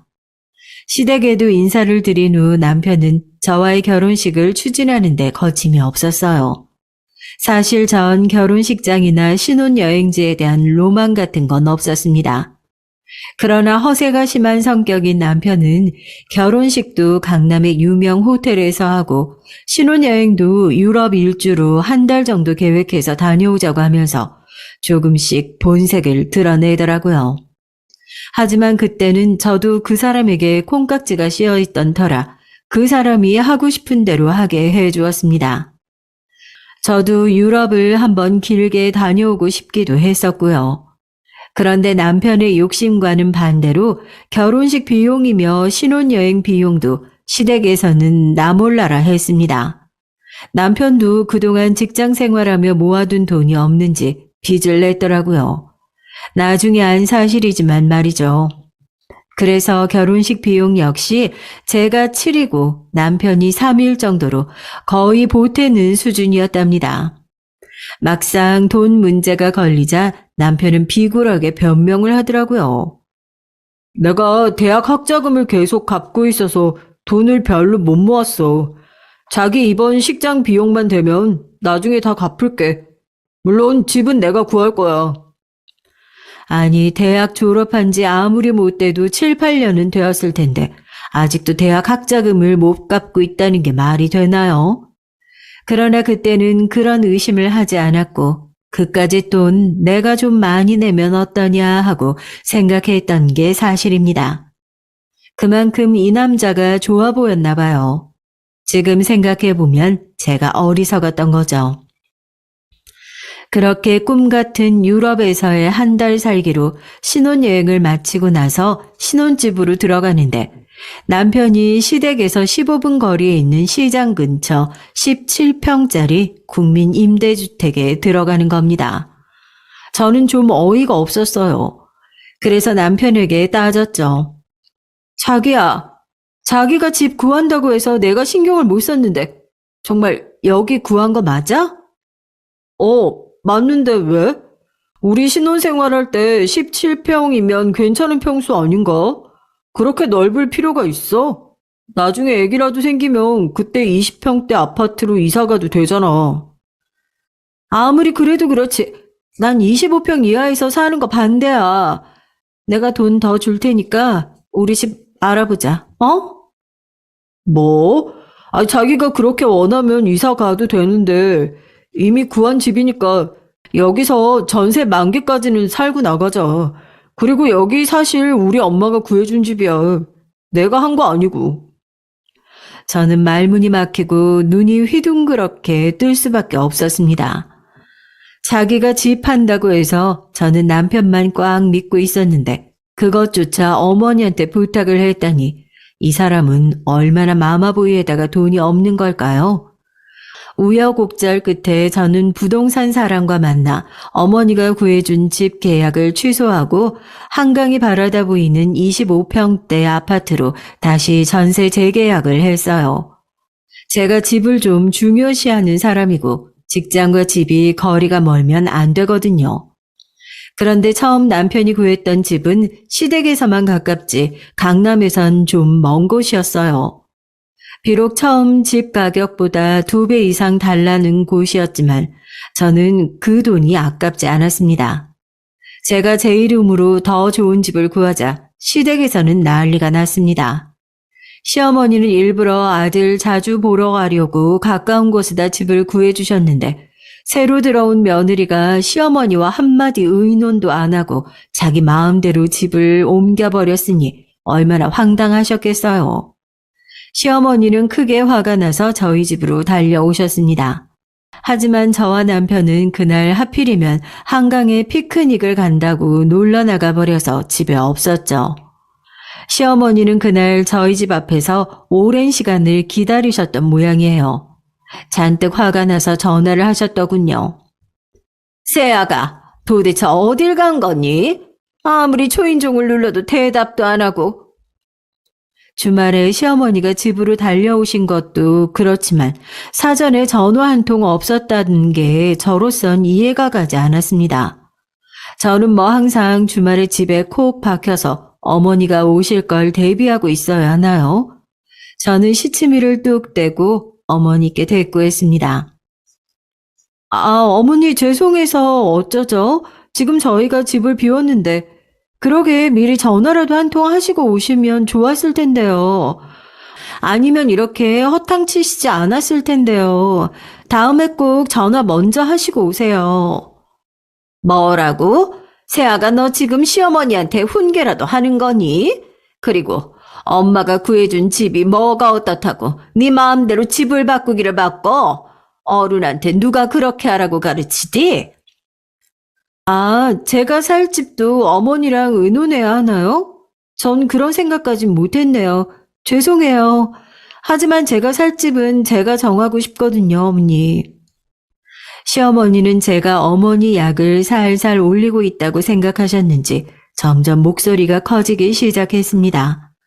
옆에서 저와 시어머니의 통화를 듣고 있던 남편이 갑자기 제 전화기를 낚아채 가더니 자기 엄마한테 빌기 시작했어요. 저는 남편의 행동에 너무 놀라서 아무 말도 못했습니다. 지금 생각하면 그때 그 사람의 성격을 알아봤어야 하는 건데 말이죠. 엄마 죄송해요. 진짜로. 근데 어머니가 우리 집 한번 와보셔야 돼요. 차익은 이 사람이 냈어요. 그러니까 엄마 너무 노여워하지 마시고요. 어, 어, 나도 사랑하지, 엄마. 그러니까 집에 가 계세요. 제가 조만간 거하게 집들이 한번 할게요. 옆에서 남편이 자기 엄마와 통화하면서 꽁냥꽁냥 하는 모습을 보니 저도 사람인지라 조금 질투가 났습니다. 하지만 지금 남편의 옆에 있는 사람은 저니까 그 당시엔 별 신경 쓰지 않았어요. 사람의 심각한 수준의 마마 보인 것도 그때 당시엔 눈치를 못 챘던 게 사실이고요. 며칠 뒤 남편은 시댁 식구들을 초대해서 집들이를 했습니다. 저는 음식 솜씨가 없었고 원래부터 집들이 할 생각도 없었거든요. 남편이 시어머니와 전화하며 호언장담해서 급조된 집들이가 당연히 제 마음에 들 리가 없었죠. 평소 저는 집 꾸미는 걸 좋아해서 청소는 깨끗하게 하고 인테리어는 화려하게 해놓았지만 집들이 반찬들은 거의 저희 엄마가 만들어서 가져오신 것이고 메인 요리는 당연히 배달 음식일 수밖에 없었습니다. 사실 저는 밥만 해놓은 셈이죠. 그래도 비록 배달 음식이긴 하지만 고급 중국집에서 비싼 요리 위주로 시켜놓긴 했어요. 벨이 울리고 저는 시댁 어른들을 맞으러 나가서는 놀라고 말았습니다. 제 예상보다 사람이 너무 많이 온 거예요. 기껏해야 어머님 아버님만 오실 줄 알았는데 시댁 식구들이 총 출동한 것 같았습니다. 하다못해 결혼식 날에 오지 않았던 남편의 사촌 형 부부의 그 집 애들까지 왔더라고요. 게다가 시어머니는 오자마자 제가 차린 상을 보시고는 완전히 배알이 꼴렸는지 한마디 톡 쏘아붙이시더군요. 아니, 네가 한 음식은 어디 있냐? 너 우리 아들 제대로 먹이기는 하는 거지. 교묘하게 비꼬시는 모습에 시어머니는 배달 음식을 시켜놓은 것이 마음에 안 드시는 것 같았습니다. 시어머니의 예리한 공격에 저는 이미 마음이 팍 상하고 말았어요. 어머니 죄송해요. 저는 아버님, 어머님 두 분만 오실 줄 알고 음식 조금만 준비했는데 제가 할 줄 아는 음식이 없어서 이것들 다 저희 친정 어머니한테 부탁한 것들이에요. 그리고 배달 음식은 메인 요리만 시킨 건데 마음에 안 드시나 봐요. 제가 이렇게 되받아치자 시어머니의 얼굴이 분노로 불그락 해지더군요. 제가 친정 어머니한테 요리를 부탁한 것 때문에 집들이 음식에 대해 어머니는 더 이상 꼬투리 잡지는 않으셨습니다. 그리고 사촌 형 부부는 머쓱해서 뒷머리를 긁었고요. 여러분 같으면 어떤 기분이 드셨겠어요? 아니, 시부모님도 그렇지만 저는 남편도 이해를 못하겠더라고요. 평소에 교류도 잘 없던 사촌형은 왜 초대를 한대요? 사촌형 부부에다 그 집에 아기들까지 몰려오자 저는 정신이 너무 없었습니다. 제가 원래도 아이들을 안 좋아하는데 사촌형 부부가 데려온 애들이 7살, 5살, 한창 저지를 나이잖아요. 그 애들이 음식 집어 먹던 손으로 제 집의 가구들을 함부로 만져서 손자국을 내기도 하고 자꾸만 뭔가를 떨어뜨려서 깨뜨리고 다니는 거예요. 저는 너무 신경이 예민해져서 음식이 코로 들어가는지 입으로 들어가는지 모르겠더라고요. 게다가 뭘 좀 먹으려고 하면 시어머니가 계속 물 더 가져와라, 술 가져와라 하시면서 저만 심부름을 시키시는 거예요. 그래도 손님이고 오늘 내로 가시니까 꾹 참고 저는 시댁 식구들의 식사 시중을 들었습니다. 그러다 결정적인 사고가 일어났어요. 쨍그랑 하는 날카로운 소리가 들리고 갑자기 애가 우는 거예요. 놀라서 달려가 보니 7살짜리 큰애가 화병을 깨트려 놓고 혼날까봐 무서워서 울기 시작한 겁니다. 다른 건 그래도 참았는데 제가 제일 좋아하는 도자기 화병을 깨버린 그 사촌형의 첫째 아이에게 저는 기어이 화를 못 참고 소리를 버럭 질렀어요. 이게 뭐야? 이거 내가 얼마나 아끼는 건데. 아, 어떡해. 제가 소리를 지르자 집들이 분위기가 한순간에 쌓여지고 말았습니다. 사촌형은 급히 깨진 화병을 줍는데 옆에서 그 부인은 자기 아들 어디 다친 데 없는지 그것부터 보고 있더라고요. 그리고는 저한테 소리를 치는 것이었습니다. 아니, 아무리 우리 애가 잘못 만져서 화병을 깼어도 그렇지. 애가 다쳤는지부터 물어봐야 하는 거 아니에요? 어린애가 실수로 그런 거 가지고 그렇게 정색하고 할 필요가 있나요? 이까짓 거 얼마나 하는데 물어주면 될 거 아니야. 아들이 잘못한 거 사과하실 생각은 없으세요? 물론 애들이니까 그럴 수도 있죠. 하지만 그러기 전에 동서가 아들 단속을 좀 잘 시켜주지 그러셨어요. 특히 남의 집에 왔으면 애들은 조심시켜야 하는 게 맞지 않아요? 아, 그래요. 제 아들이 그런 거 미안하게 됐어요. 내가 물어줄게요. 이 화병이 얼만데요? 5천 원? 만 원? 아니요, 됐어요. 이거 비싼 거니까 신경 쓰실 거 없고요. 유명 도예 작품이라서 이젠 구하지도 못하는 거고요. 제가 경매에서 250만 원에 낙찰받은 거예요. 저는 되도록 시댁 식구들이 놀라지 않게 말씀드린 건데도 시부모님들은 그 화병값을 듣더니 눈이 휘둥그레지셨습니다. 게다가 갑자기 사촌형 부인은 꿀먹은 벙어리가 되어버리는 겁니다. 옆에서 깨진 화병의 조각을 치우던 사촌형도 제 말을 듣고 얼굴이 하얘지는 건 말할 것도 없었어요. 당연히 그렇겠죠. 자기 한 달 월급이 거의 날아가 버리는 가격인데 놀라지 않을 수가 있겠어요. 경악한 시댁 어른들 옆에서 남편이 당황했는지 저를 뜯어 말리더군요. 자기야, 왜 그래? 애가 그럴 수도 있지. 당신이 좀 참아. 아니면 우리 사촌 형네 앞에서 엄마 아빠가 체면이 뭐가 돼? 아니, 체면을 그렇게 중요하시는 집안에서 염치도 모르고 집들이 하는데 그렇게 거지근성으로 별 상관없는 사람들까지 몰고 올까요? 게다가 명색이 집들이인데 하다못해 세자나 휴지 하나도 없이 다들 빈손으로 왔더라고요. 제가 선물을 바라서가 아니라 초대를 받았으면 그런 건 예의 문제가 아니겠어요? 저는 남편의 말을 듣고 어이가 없어서 헛웃음만 나오더군요. 그때 시어머니가 나서서 저에게 막 큰 소리로 야단을 치시는 거였습니다. 세아가, 너 내가 왜 그러니? 분위기 싸해지는 것 보고도 계속 그렇게 콧방귀 훙훙 낄 거야? 어른들 앞에서 되어먹지 못하게 우리 아들이 버는 돈으로 먹고 살고 있는 주제에. 하지만 사실 제 연봉이 남편 연봉보다 훨씬 높다는 것을 어머니는 모르고 계셨던 것 같아요. 저는 잘 나가는 펀드 매니저고 남편은 하청업체의 과장인데 당연한 거죠. 그 말이 좀 지나치네. 새아기가 당신 무서워서 어디 살겠어? 시어머니의 야단치는 말씀을 듣고 시아버지는 헛기침을 하시면서 돌아앉아 버리셨고 그날의 집들이는 최악의 상태로 끝이 나버렸어요.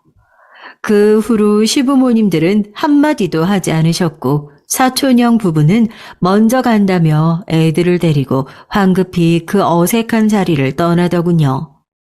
시어머니는 저한테 남편 돈 가지고 먹고 사는 며느리라고 하셨지만 사실은 남편 쪽에서 저한테 얹혀 살고 있었던 거나 마찬가지였거든요. 그 사실을 남편은 제발 시어머니에게 비밀로 해달라고 말하더군요. 자기가 대학 학자금을 아직도 갚고 있다는 거나 결혼 전에 주식 투자로 몇천만 원을 날렸다는 사실도 시어머니는 모르고 있는 듯 했어요. 시댁 식구들이 다 가시고 나자 저는 기다렸다는 듯 남편에게 하나하나 따지고 들기 시작했습니다. 자기는 아직도 어머니한테 사실대로 이실 짓고 안 했어? 그 비밀이 도대체 얼마나 갈 것 같아.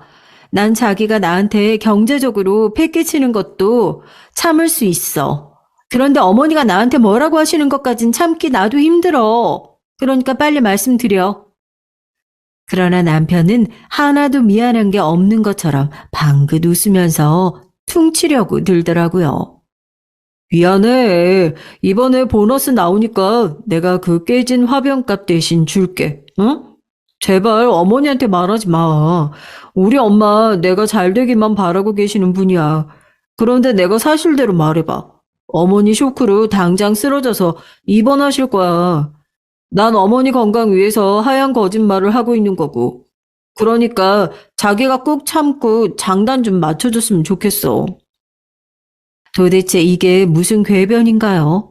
저는 이 사람의 심리 상태를 한번 속 시원하게 열어봤으면 좋겠어요. 여러분은 우리 남편의 이런 마인드 이해할 수 있으신가요? 그 뒤로도 시어머니는 여러 번 제 속을 뒤집어 놓으시는 발언을 하시고 저희 부부 사이에 간섭도 하셨습니다. 왜 애를 안 낳느냐, 저한테 문제 있는 거 아니냐고 그러시면서 꼭 제가 미치고 팔짝 뛰도록 만드시더라고요. 예, 새아기 너 나랑 병원에 가서 약 좀 지어 먹자. 아무래도 네가 나이가 많아서 애가 잘 안 생기는 것 같아. 그러니까 어머니가 아는 한의원 있으니까 거기 가서 진맥 좀 받고 정기적으로 보약 좀 해 먹어. 안 그러면 너 애 갖기 힘들 것 같다. 어머니가 이런 얘기까지 하시자 저는 가만히 있을 수 없었어요. 욱해서 어머니에게 반박을 하려고 하는데 남편이 옆에서 저를 껴안으면서 말리는 거였습니다. 자기야, 우리 엄마 원래 좀 까칠하셔. 넓은 마음으로 자기가 이해 좀 해줘, 응? 남편이 흥흥 웃으면서 은근슬쩍 제 어깨 위에 손을 올리면 또 그 잘난 얼굴에 제 마음이 누그러져서 한 발 물러서고 마는 것이었습니다. 저도 참 모자라죠. 남편의 외모에만 약한 게 제 약점이었습니다. 그러던 어느 날이었습니다. 며칠 후면 저의 친정엄마가 환갑을 맞으시는 날이었어요. 저는 저번에 집들이 때 도와주신 것에 대해서 감사도 표할 겸 어머니에게 생신 축하 전화를 했습니다. 엄마, 다음 주 수요일이면 환갑 생신이시네요. 축하드려요. 혹시 뭐 하고 싶은 거 있어요? 아니, 요즘 환갑이 뭐 큰 행사라도 되니. 잔치도 할 필요 없고 그냥 우리 식구끼리 조촐하게 보내고 싶구나. 아니, 그래도 내가 선물이나 뭐 해드리고 싶어서 그래요. 뭐 필요하신 거 없어요? 가방 사드릴까? 가방 필요 없어, 얘. 죽을 때까지 들어도 다 못 들어. 난 명품 안 좋아해. 제가 몇 번을 물어도 엄마는 똑같은 대답만 하셨습니다. 저는 할 수 없이 그날 강남의 유명 호텔에서 식구들끼리 저녁이나 먹을 생각으로 디너 코스를 예약했어요. 그리고 따로 엄마에게 현금 100만 원이 든 봉투를 준비했습니다. 그리고 문제의 친정어머니 환갑 생신날이 됐어요. 저와 함께 당연히 남편도 가족으로서 참석을 했습니다. 남편은 제가 예약한 호텔 이름을 듣더니 입이 쩍 벌어지면서 놀란 눈치였어요. 우와, 나 이런 유명 호텔 뷔페 처음 와본다. 당신 집안 정말 돈 많긴 많네. 다음에 우리 엄마 환갑 때는 어떻게 할 건지 나 기대해도 되지? 시어머니는 우리 친정 어머니보다 4살이나 어리셨거든요. 4년 후에나 일어날 일을 무슨 벌써부터 기대하고 난리래요. 저는 남편의 뻔뻔한 반응에 이제 대꾸할 마음도 들지 않았습니다. 그런 남편의 말을 가볍게 무시하고 저는 가족들이 모인 자리에서 보란듯이 엄마에게 현금 100만 원이 든 봉투를 드렸어요. 그랬더니 친정 어머니 얼굴에는 화색이 돌더라고요. 역시 현금 싫어하는 부모님은 안 계시죠. 아니, 안 해도 된다고 했는데 언제 이런 것까지 준비했어. 이번에 환갑 기념으로 너희 아빠랑 같이 여행 가려고 했는데 그때 용돈으로 잘 쓸게. 고맙다, 우리 큰딸이 최고다. 우리 딸 참 잘 컸다. 언제 이렇게 다 커서 엄마 아빠 마음까지 헤아릴 줄 아는 효녀가 됐대? 정말 고마워, 우리 딸. 아버지도 동생들 앞에서 제 칭찬을 아끼지 않으셨고, 동생들 역시 제가 마련한 식사 자리에 만족했습니다. 뷔페 음식도 맛있었고, 어머니의 좋아하시는 모습을 보니 제 마음도 뿌듯해지더군요. 그런데 남편은 결혼하고 첫 가족 행사인데 아무 선물 같은 것도 없고 봉투 준비도 안 해온 것이었어요. 그럼 그렇지. 그 사람이 뭐라도 사오면 해가 서쪽에서 뜨는 것보다 더 놀랄 일이다 생각하고 전 아무 기대도 안 했습니다. 그러나 제 동생들은 그런 형부가 용납이 안 되었던 모양이에요. 근데 형부는 우리 엄마 생일인데 아무것도 준비 안 하고 그냥 딱 밥만 먹으러 온 거예요? 그러게. 형부는 엄마 생신 선물 준비 못했어요? 부지런히 뷔페 음식으로 배를 채우는 데만 급급했던 남편을 보다 못해 제 동생들이 한마디씩 하더라고요. 남편은 부끄러움에 얼굴이 빨개져서는 음식이 목에 걸린 것처럼 몇 번 캑캑 소리를 내더니 대꾸라고 하는 말이 아주 가관이었습니다.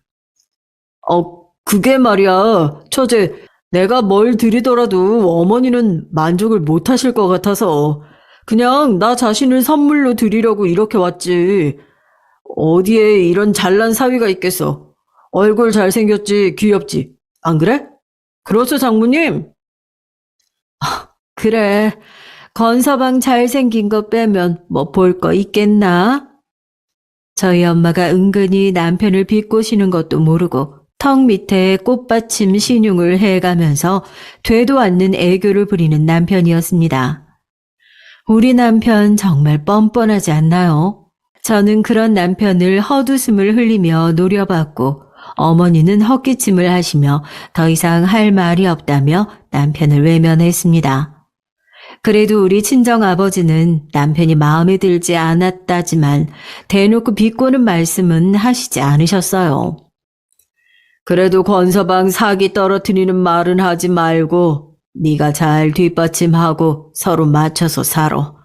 네가 선택한 권서방이니 나는 좀 마음에 안 들어도 아무 말 안 하마. 그날 친정엄마 환갑 식사 모임이 끝나고 헤어질 때 아버지가 제게 해주신 말씀이에요. 하지만 저는 아버지의 충고가 귀에 들어오지 않았습니다. 결혼하고 처음 만난 집들이에서도 시어머니 때문에 기분이 나빴고 환갑 모임을 끝내고도 저는 기분이 나빠질 수밖에 없었어요. 그런 제 속내도 모르고 남편은 운전을 하면서 제잘제잘 제 화를 돋구고 있었습니다. 자기야, 나 오늘 어땠어? 장모님 생신에 그래도 사위로 할 일은 다 한 것 같은데. 당신은 저번에 시댁 식구들 집들이 때도 자기 멋대로 자리 만들더니 오늘도 우리 엄마 눈치 안 보고 선물도 하나 준비 못했어? 사람이 왜 그래? 무슨 일 벌이기 전에 의논이라는 것 좀 해주면 안 돼? 제가 남편의 기대와는 반대로 화를 내니까 남편은 얼굴을 굳힌 채 입을 꾹 다물고 운전만 하더라고요. 결국 집으로 돌아오는 길에 저는 남편과 크게 다투게 됐습니다.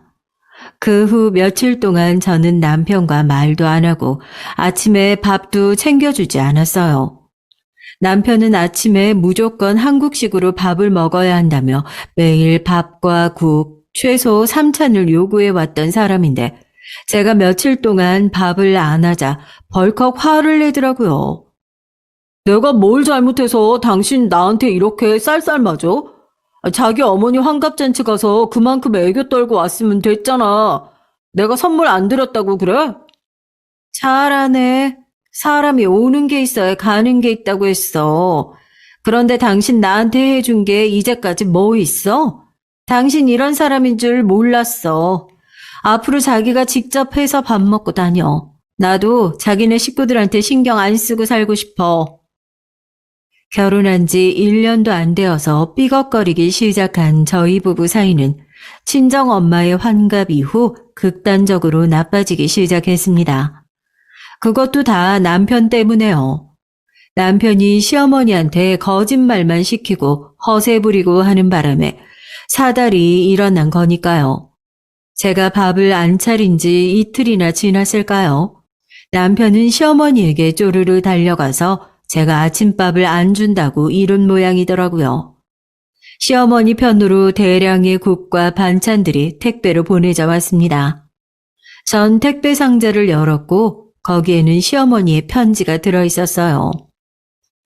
우리 아들 굶기면 내가 언제 너희 집에 갈지 모른다. 이 시어머니 화나게 하지 말고 우리 아들 밥 잘 먹여. 그리고 그날 집들이 때 깨진 화병값이다. 자기 아들 먹이려고 바리바리 싸놓은 반찬 상자 옆에 꼴랑 현금 10만 원이 들어있었던 겁니다. 저는 분명 그 화병 가격은 250만 원이라고 말씀을 드렸는데 이걸로 겨우 퉁치려고 하신 걸까요? 아무튼 저는 시어머니가 주신 돈 따윈 필요 없었어요. 찢어진 제 자존심이 더 문제였죠. 그날 남편이 퇴근을 하고 집에 왔을 때 저는 남편 눈앞에 시어머니가 보낸 돈 10만 원을 내밀며 따졌습니다. 당신 또 엄마한테 가서 우리 싸운 거 다 말했어? 당신 도대체 얼마나 철이 없는 거야? 그리고 어머니가 주신 이 돈 나 필요 없으니까 가져가. 나 오늘부터 게스트룸에서 잘 거니까 그렇게 알아. 뭐라고? 내가 엄마한테 가서 일렀다고? 누가 그래? 그리고 부부가 돼서 한 방에서 자야지. 싸워도 각방은 싫어. 아, 어디가? 남편은 그래도 부끄러웠는지 저에게 소리는 지르면서도 얼굴이 빨개지더라고요. 저는 더 이상 남편이랑 말도 섞고 싶지 않아서 그날부터 다른 방에서 잤습니다. 그렇게까지 했는데도 이 사람은 자존심은 세서 저한테 미안하다고 사과 한 번을 안 하더라고요. 친정 엄마 환갑 모임이 끝나고 일주일이 지난 어느 날이었습니다. 저는 사무실에서 열심히 일을 하고 있었어요. 점심시간이 막 끝나서 밥을 먹고 졸린 눈을 비비면서 커피를 한 잔 마시러 가려고 일어난 순간에 바로 그 일이 일어나고 말았습니다. 사무실 제 방 밖에서 웅성거리는 소리가 들리더니 제 시어머니의 목소리가 또렷하게 들려온 거였어요. 저는 귀를 의심할 수밖에 없었습니다. 여기 이미화라는 사람 일하고 있죠? 걔 어디 있어요? 내가 그의 시험인데. 저의 친정엄마도 제가 일할 때 방해된다고 한 번도 회사로 찾아오시지 않았는데 갑자기 시어머니가 오시다니 그날따라 정말 이상했습니다. 어머니가 왜 우리 회사를 오셨지? 무슨 일이라도 생겼나?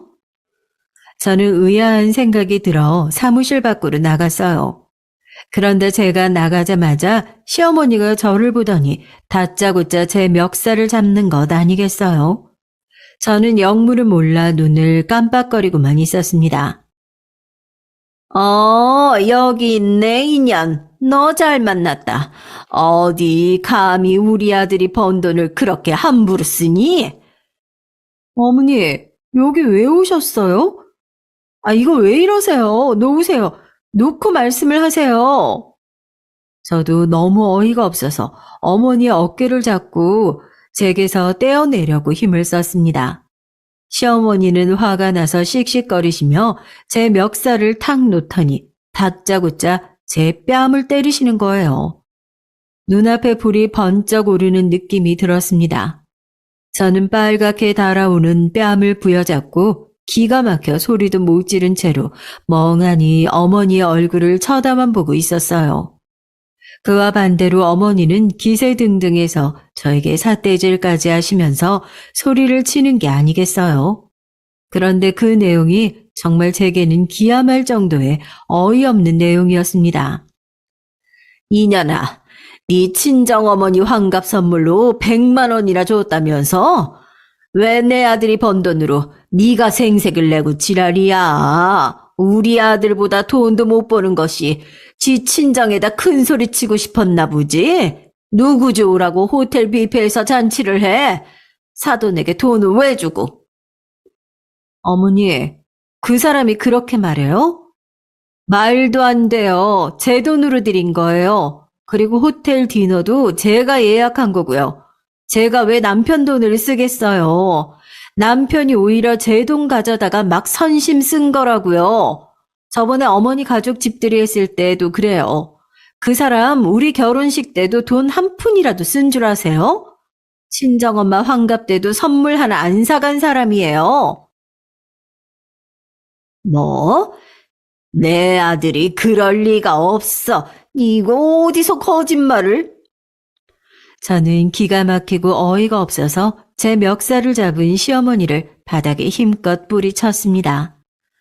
시어머니는 바닥에 쓰러지더니 풀썩 주저앉은 채로 바닥을 치면서 피해자 코스프레를 하시는 것이었어요. 아이고, 인연이 사람 치네. 거짓말까지 하고, 그게 들통날 것 같으니까 시어머니한테 바락바락 대드는 것 좀 봐요. 한참 바쁠 오후 타임에 이런 소란이 나니까 사장님까지 나와 보시고 동료들은 저와 제 시어머니를 번갈아 보면서 수군거리는 것이었어요. 회사에서 이런 봉변을 당했다는 게 너무 수치스러운 마음에 저는 시어머니를 일으켜 제 방 안으로 데리고 들어가서 얼른 남편에게 전화를 했습니다. 당신 어머니 여기 있으니까 얼른 와서 모시고 가고 이따 집에 가서 두고 봐. 당신 무슨 일이야? 우리 엄마가 왜 거길 가? 저는 너무 화가 나서 남편이 대꾸할 겨를도 없이 거칠게 전화를 끊어버리고 시어머니에게도 화를 참지 않았어요. 생각해보세요. 얼마나 황당한지. 저절로 이가 갈리는 상황 아닌가요? 어머니, 눈이 있으면 이것 좀 보세요. 저 강남 한복판에서 펀드 매니저로 일해요. 거짓말을 했으면 그 사람이 했겠죠. 제가 번 돈으로 제 친정 엄마에게 용돈 드린 것도 잘못인가요? 제 확신에 찬 말투에 어머니의 눈동자가 흔들리시더라고요.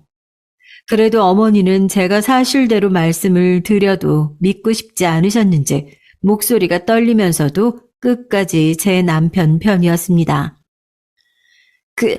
그럴 리가 없어. 우리 아들이 거짓말을 했을 리가 없다고. 우리 아들 연봉이 1억이라고 했는데 왜 장모님 환갑에 돈을 안 들였겠어? 거짓말을 했으면 네가 했겠지. 참 가면 갈수록 가관이었습니다. 그 사람은 허세를 부리려고 제 연봉 액수를 자기가 번 돈처럼 어머니에게 거짓말로 말씀드린 것 같았어요. 저는 제 월급이 찍힌 휴대전화 화면을 보여드리면서 낮은 목소리로 시어머니에게 학생을 가르치듯이 또박또박 말했습니다. 어머니, 여기 보세요. 이게 제 통장이에요. 보이세요? 지난달 월급 1,200만 원. 이제 믿으실 수 있겠어요? 어머니 아들이 무슨 말을 했건 새빨간 거짓말쟁이라고요. 그 사람 결혼하고 저한테 생활비 쓰라고 준 돈 한 푼 없어요. 다 자기 빚 갚느라 썼죠. 저한테도 결혼식 할 때 돈 5천만 원 빌렸고요. 아직 대학 학자금도 못 갚았대요. 그건 알고 계세요? 사실 남편이 저한테 제발 어머니한테는 비밀로 해달라고 했던 게 이거예요. 어머니 아들 통장에 빚만 잔뜩 있는 빈털털이라는 거요. 뭐라고? 그게 사실이야? 아니, 그럼 우리 준성이가 나한테 했던 말들이 다 거짓말이었다는 거니? 저는 말없이 고개를 끄덕였습니다. 가슴에 묵혀져 있던 채증이 확 내려가는 것처럼 시원했던 게 사실이에요. 제 뼈 때리는 팩트에 어머니는 소파에 힘없이 들어 눕더니 기억 후 기절하신 것 같았습니다. 저는 그런 어머니는 내버려 두고 밖으로 도망치듯 나갔어요. 도저히 부끄러움에 얼굴이 화끈거려서 더 이상 회사에 있을 수가 없었기 때문입니다. 저는 사장님께 죄송하지만 오후에는 재택근무하겠다고 문자를 보내고 집에 와서 침대에 힘없이 들어 누웠습니다. 이리저리 생각할수록 남편을 더 용서할 수 없을 것 같았어요. 팔을 괴고 아무리 생각을 해봐도 이제는 이혼밖에 방법이 없는 것 같았습니다. 저는 친정 엄마에게 전화를 걸어서 오늘 시어머니가 회사에 찾아와서 제 멱살을 잡은 일들을 하나도 빠짐없이 말씀을 드리고 울었어요. 엄마, 나 이제 더 이상 참을 수가 없어. 나 이혼해도 돼? 정말 이 시댁 식구도 남편도 이해하기 힘들어요. 저번에 환갑잔치 때 남편의 이해하기 힘든 행동을 겪어보신 엄마도 저를 걱정하시면서 제 의견에 찬성하셨습니다. 그래, 그런 사람들이랑 길게 엮어봐야 좋을 거 하나도 없어. 엄마도 이제 그만 이혼하는 게 나을 것 같다. 아버지께도 말씀드려 줄 테니까 생각해봐. 더 이상 남편과 같이 살았다가는 제가 돌아버리든지 시어머니랑 연을 끊어야 할 것 같았습니다.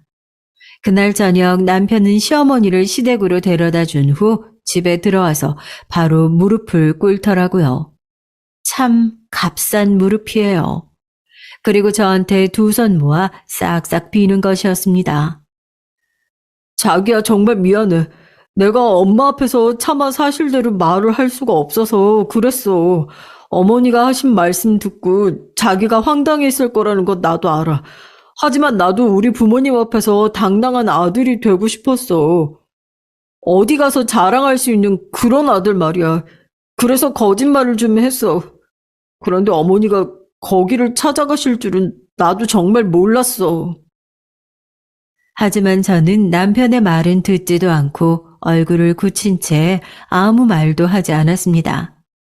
이제 입만 열면 거짓말이 술술 나오는 이 사람의 행동을 이해하고 싶지 않고 할 수도 없었어요. 결국 남편이 지쳐갈 때쯤 저는 준비해둔 이혼 서류를 꺼내 남편 앞에 내밀면서 조용히 말했습니다. 당신 내 말 잘 들어. 여기서 더 망신당하고 싶지 않으면 우리 그만 이혼하자.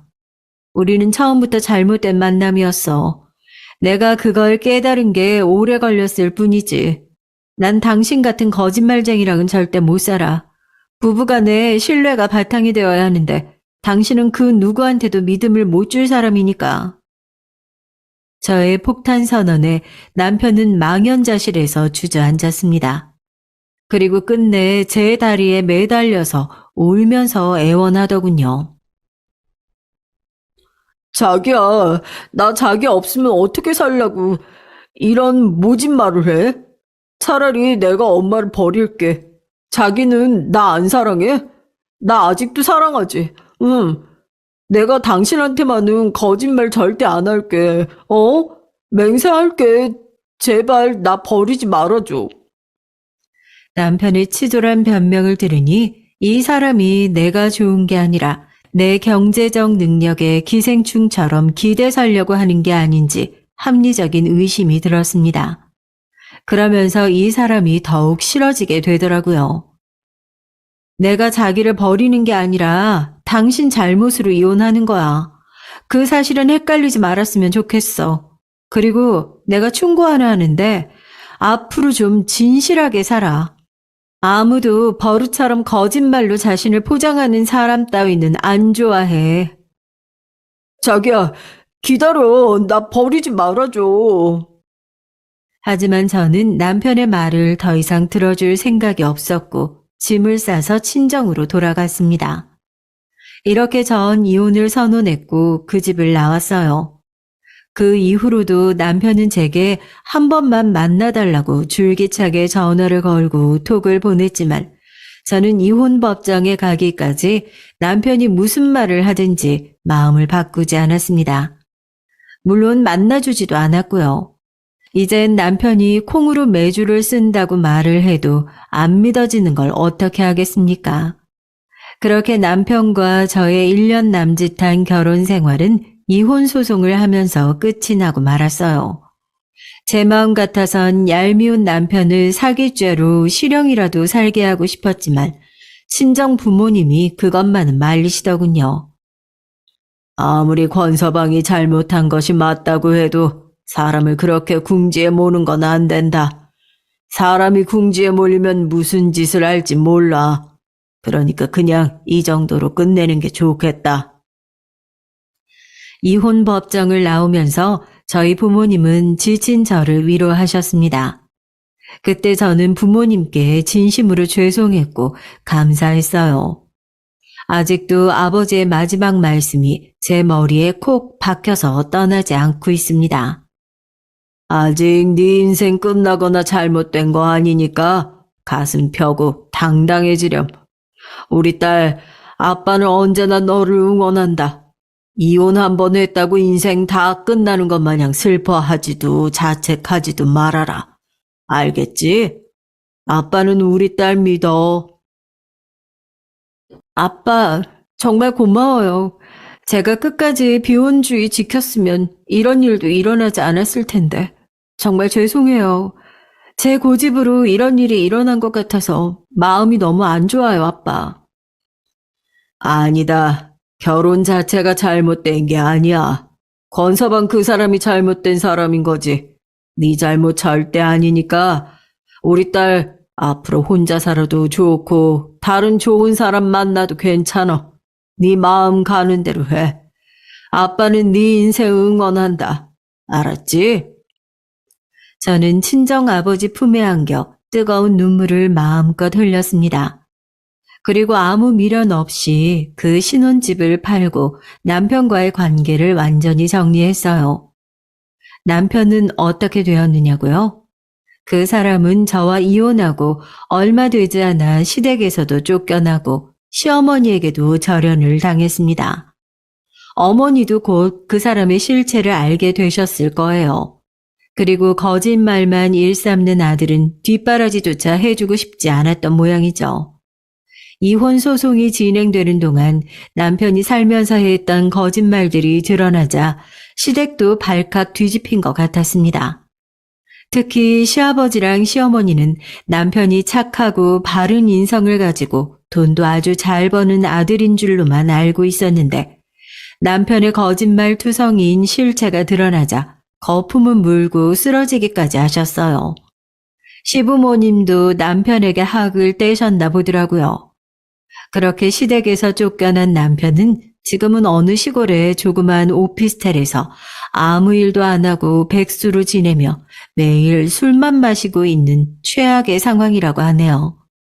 지금 와서는 딱히 알고 싶지도 않지만 한국에 있는 제 막내 동생이 마지막으로 그 소식은 전해줬어요. 저는 집 팔고 남편에게 위자료로 받은 돈으로 지금은 다시 미국에 와서 법 공부를 하고 있습니다. 변호사를 목표로 하고 있거든요. 로스쿨을 졸업하면 미국에서 이혼 변호사로 이름을 날리고 싶습니다.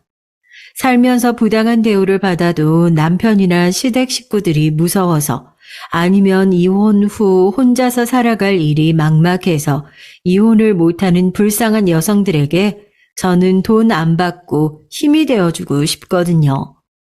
여성의 편에 서서 약자의 편에 서서 저는 조금도 억울한 사람이 생기지 않도록 돕고 싶습니다. 그러기 위해서 전 오늘도 열심히 로스쿨을 다니며 공부에 매진하고 있어요. 이제는 그 사람에게 사랑하는 마음은 전혀 남아있지 않습니다. 그냥 그 사람의 인생이 불쌍할 뿐이에요. 혹시 허언증이 아닐까 의심이 갈 정도로 거짓된 삶을 살아왔으니 그 사람은 언젠가 자기 자신을 똑바로 보지 않으면 그 생활을 벗어나지 못할 거예요. 인간적으로 그 사람이 정신을 차리게 되는 날이 빨리 왔으면 좋겠습니다. 소크라테스가 한 말이 있어요. 너 자신을 알라라는 유명한 말이죠.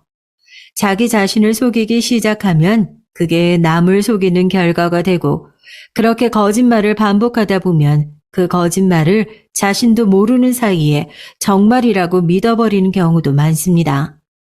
저 역시 그렇게 남편에게서 가스라이팅 당하기 전에 남편에게서 벗어난 게 저는 참 잘된 일이었다고 생각합니다. 그리고 다시는 남자에게 섣불리 마음을 주지 않고 쉽게 결혼을 생각하지도 않을 거예요. 남자라면 이제 진절머리가 나거든요. 저는 만약 살면서 어디선가 제 남편을 다시 만난다면 이런 말을 해주고 싶어요. 권준성, 너 스스로에게 정직한 사람이 되라. 세상 누구를 속이는 일보다 자기를 속이는 것이 가장 큰 죄야. 그러니 얼른 그 거짓된 삶을 빠져나와 정신 차리라고. 여러분, 제 이야기는 여기까지입니다. 앞으로 제 인생이 어떻게 변할지는 모르겠지만 살면서 제일 황당하고 어이없는 남자를 만났던 쓰디 쓴 경험이 저에겐 정말 큰 약이 됐습니다. 거짓말만 일삼던 제 전 남편 때문에 사람 보는 눈도 키우게 됐고요. 변호사가 되기 위해 법 공부를 하면서 세상에는 정말 많은 사기꾼들, 범죄자들이 있다는 것을 알게 됐습니다. 저의 전 남편 같은 사람은 발끝에도 못 미칠 정도로 배우자를 속이고 가스라이팅하는 남자들에게서 불쌍한 여자들을 구해내겠다는 생각입니다. 그런 하나하나의 케이스들을 더 자세히 공부하고 저의 의뢰인들을 멋지게 변호해서 앞으로 제 의뢰인들이 절대 불이익을 받지 않도록 노력하겠다는 생각뿐이에요. 제 긴 얘기 들어주셔서 감사합니다. 여러분 행복하세요.